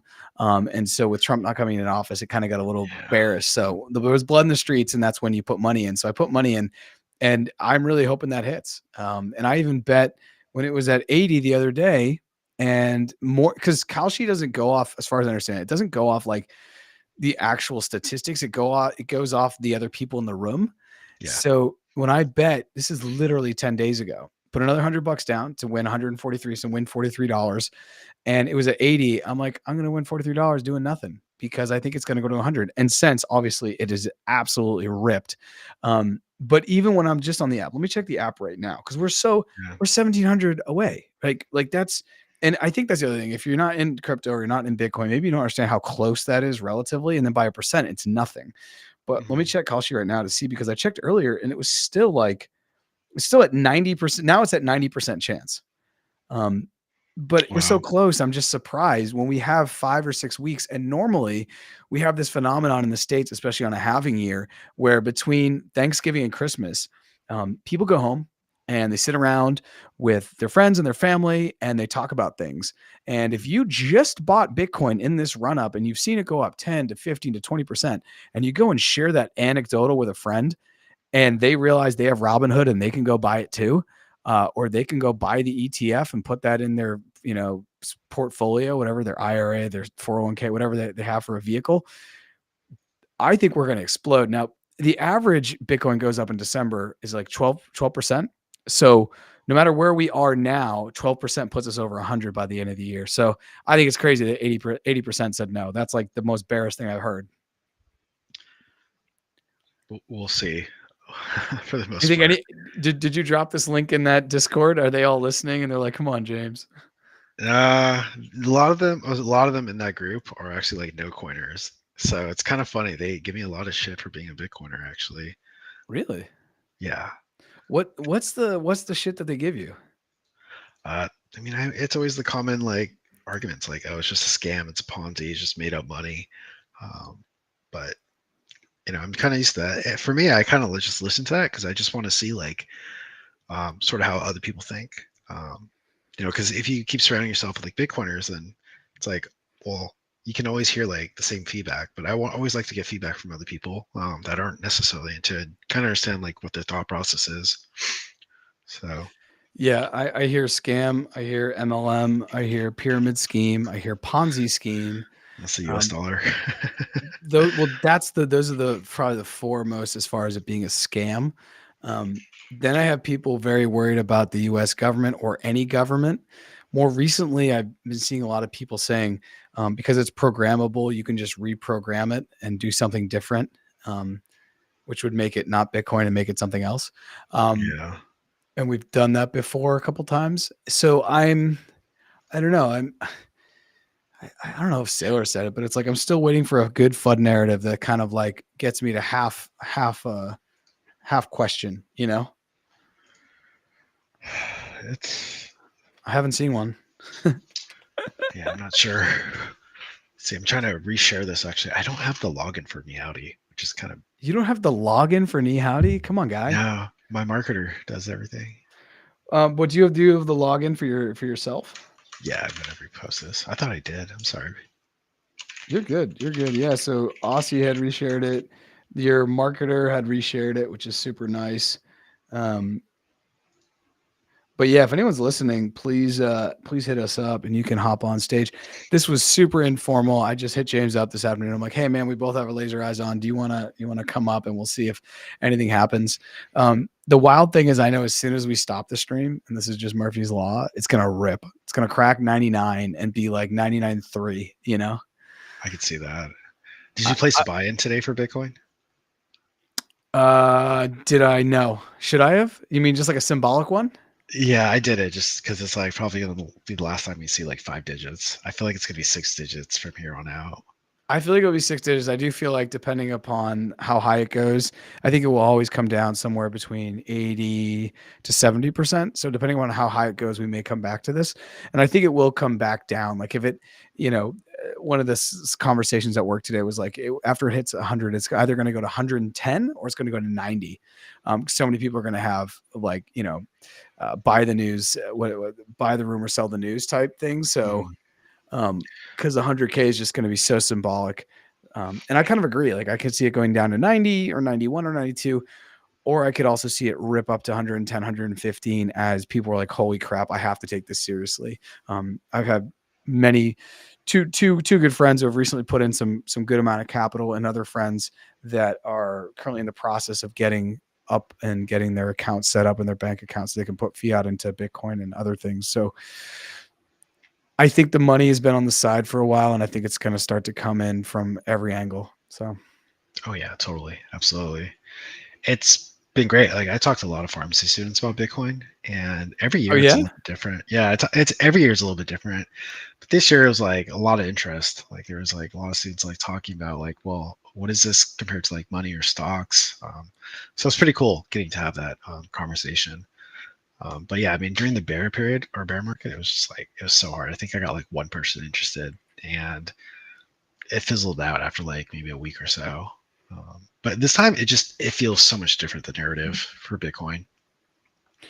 It does feel different. I think it's different. I think the ETFs, January 10th, I tell people all the time, is one of the biggest days in Bitcoin history because that was the day when the SEC kind of capitulated to BlackRock. And BlackRock, it was just like, dude, we're going to do this. Starting on January 11th, I think things really changed. So, Yeah, so I was at a Web3 conference, and then they had some of the attorneys from different law firms that represented these ETFs. So they were actually telling a story about when these Bitcoin ETFs were approved. When they found out, it was actually like 2 or 3 days before the actual approval. The Mhm. SEC would call the law office and just told them like, look, we're just going to approve it all at once. So no one has like no one's front running it faster than anyone else. And that was like kind of interesting to hear, like, regulators calling the law firm to like just tell them, hey, we're okay with it. we're just going to So, send it. yeah. So that was kind of interesting to me. Yeah, I mean, I don't know. This Web3 conference I went to, I mean, hopefully my lawyer's not listening to this, but I was absolutely disgusted by it. What There happened? was like, I mean, for me, I'm just such a Bitcoin maximus, but a lot of people are just talking about sort of like rehypothecation events or trying to like have these events happen where they can like extract Bitcoin out of people. That was like their business model. So one business model came across, they use AI, or they use like quantum computing to unlock people's wallets. It's like, that's a little dangerous. I don't know if I can really get behind that, but I'm sure that reality would happen in the future. Mhm. I had another person whose business model is trying to convince Bitcoiners to lend their Bitcoin and do like call options with it to earn interest. For me, again, I'm just a huge proponent and believer of like self custody. You should just put Bitcoin within your own wallet. You shouldn't lend it out as much as possible unless there's like it's multi-sig. But it was just really hard for me to like listen to these business models. Just like I don't feel like any of these like organizations like improve the Bitcoin standard or improve the world. It just felt like very self-serving for the most part. Did you hear this makes me think of the conversation that Sailor had with Saifedean, I think on his podcast. Did you hear any of the snippets from that? I did not. I did not. I would love to hear it. Yeah, so they basically had a similar conversation to the one that you just had, which is like Michael Saylor sitting there being like, he kept using the word productive. He's like, we need to make this a productive asset, right? Like basically we need to find a way to extract value and get a cash flow or something like that.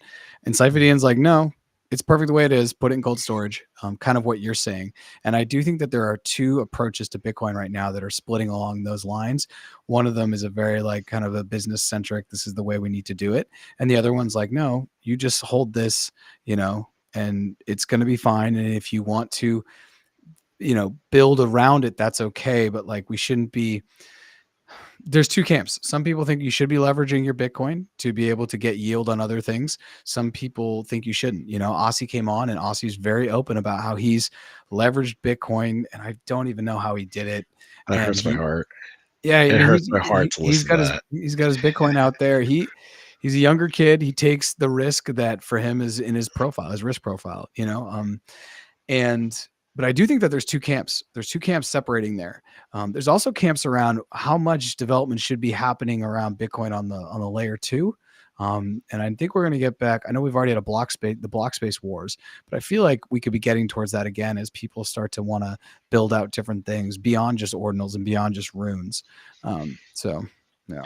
Yeah, I mean, you can't really technically run smart contracts on Bitcoin, right? I mean, if that was a case, I mean, I think Bitcoin itself would have much more security vulnerabilities. There would be more attack vectors. But right now itself, you can't run smart contracts.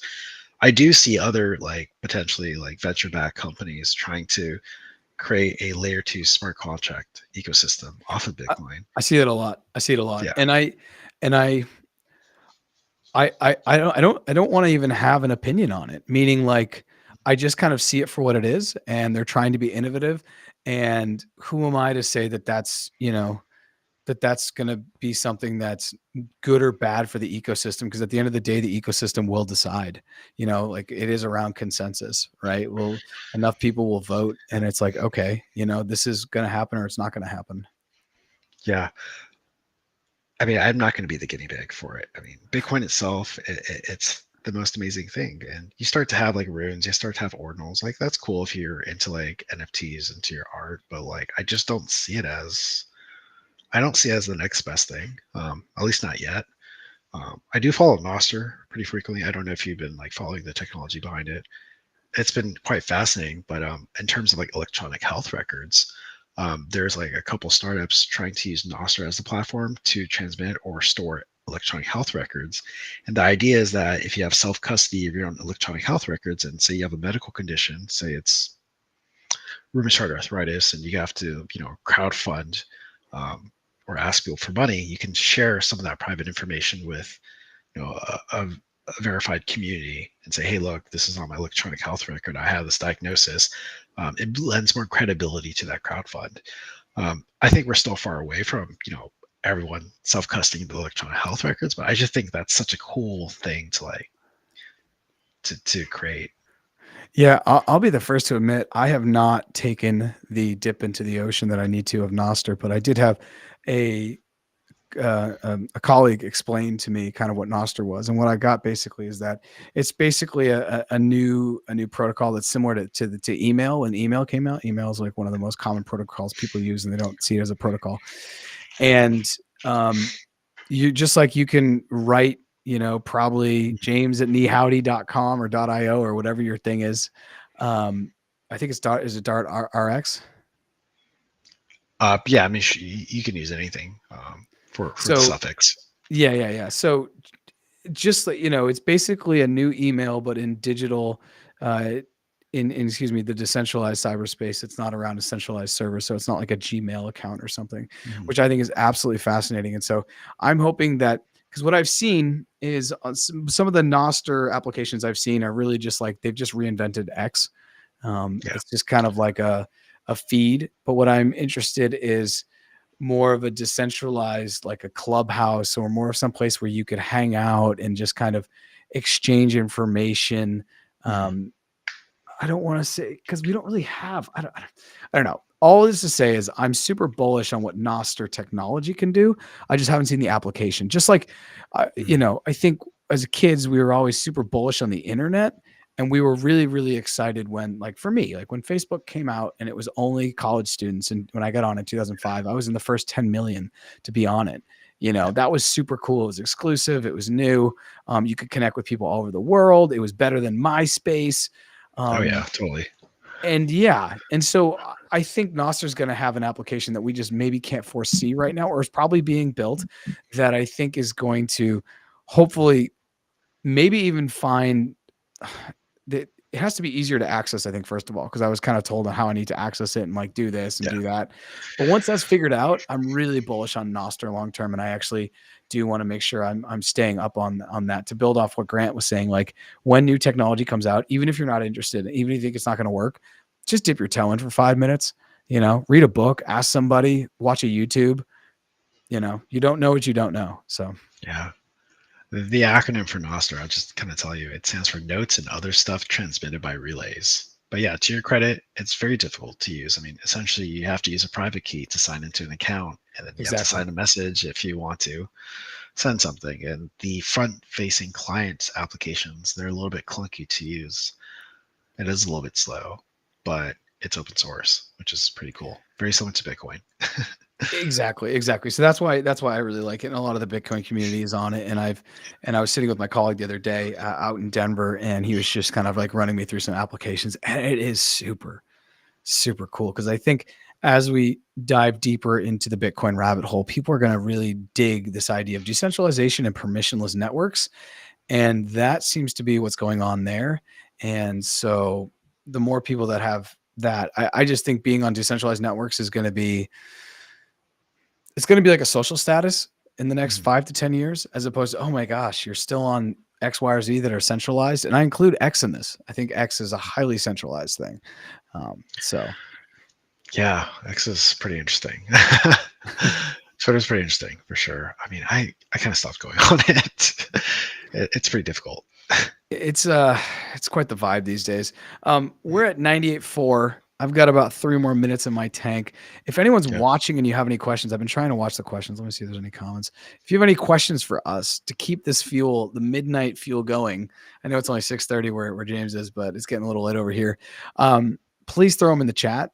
Comment on, I think, the main gosh, I don't even know how they need to comment at this point, because there's now multiple reshares. But if you have any questions, you can also just DM either of us and we'll hopefully see it and we can bring up those comments. I'll check my DMs as it is right now.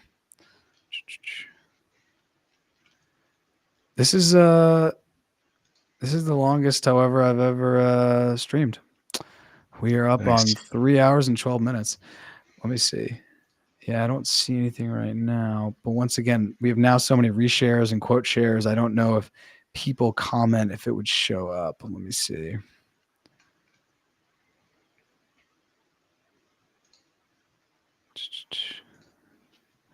Yeah. When do you well, there's a couple questions. One I didn't ask, or I didn't hear your answer maybe. When do you think the top is going to be for this cycle? Are you with Aussie in May? Are you going with me towards October, November, or no idea? I don't think there is going to be one. I'm being honest. The narrative here is so different. Unless there's like a rehypothecation event, sure, I could probably see a contraction, but the narrative coming into this is just, it's so different. I mean, you'd have countries, institutions, sure, some small businesses getting into Bitcoin. It's pretty massive at this point. If there is adoption by just one country that is, under, I would say, central bank of, EU or, America that just adopts it within this next 4 years, like I don't see a top anymore. Like there's no like cycle anymore. It's just perpetuity at this point. But I'm a little bit crazy thinking that too. So No. I mean, I think all the things are thrown out the window once a couple things happen, and they're pretty small. Just the U.S. even saying we're going to do this. Like I said, it's not going to happen overnight. It's going to happen in the public. It's going to happen on X. You're going to have 2 weeks to a month to 6 weeks to 3 months to be able to front run that, if not more, because the government moves slow, even as fast as Trump would want to move. So I think it could get crazy. Yeah. And okay, I mean, say the U.S. is going to buy 200,000 and they're trying to accumulate 1 million, right? I mean, Yeah. From a liquidity perspective, like how much Bitcoin is even available? I think in the last 24 hours, only 1,075,000 was traded. It's going to be hard to get. There's going to be a squeeze for sure. How much was traded? Because the other thing is, yeah, the volume was 105.73 billion. The thing is, like, the amount that's coming out daily is just nothing. It is nothing.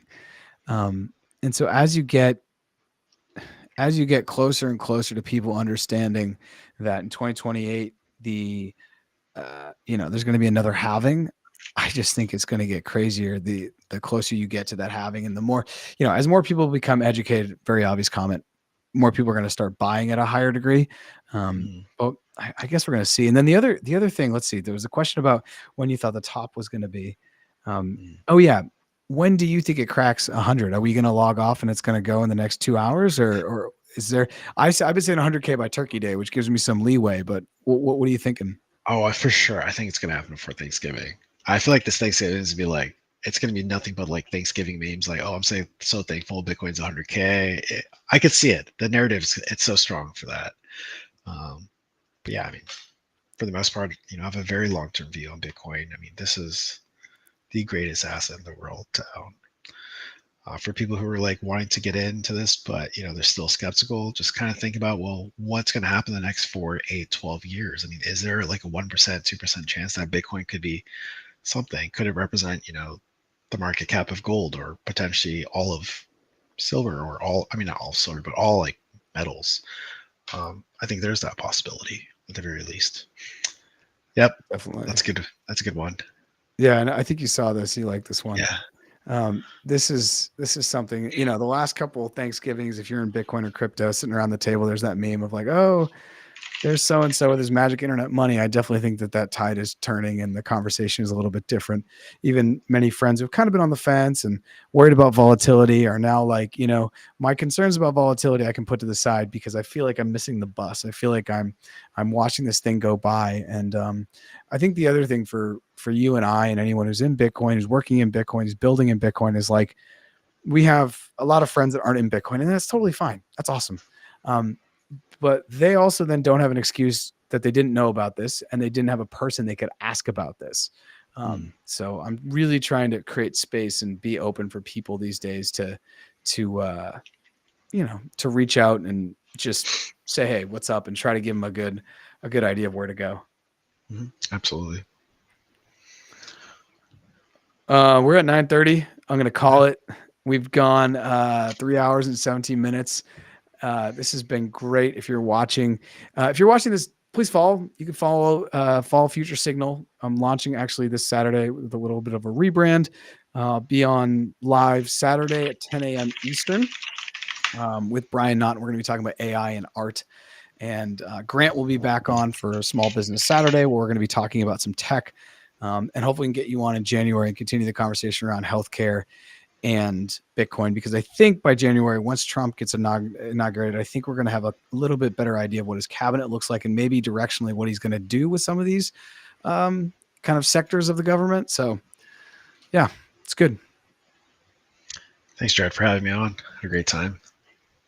Absolutely. We'll talk soon. Thank you everyone for watching. Make sure you're following Nihao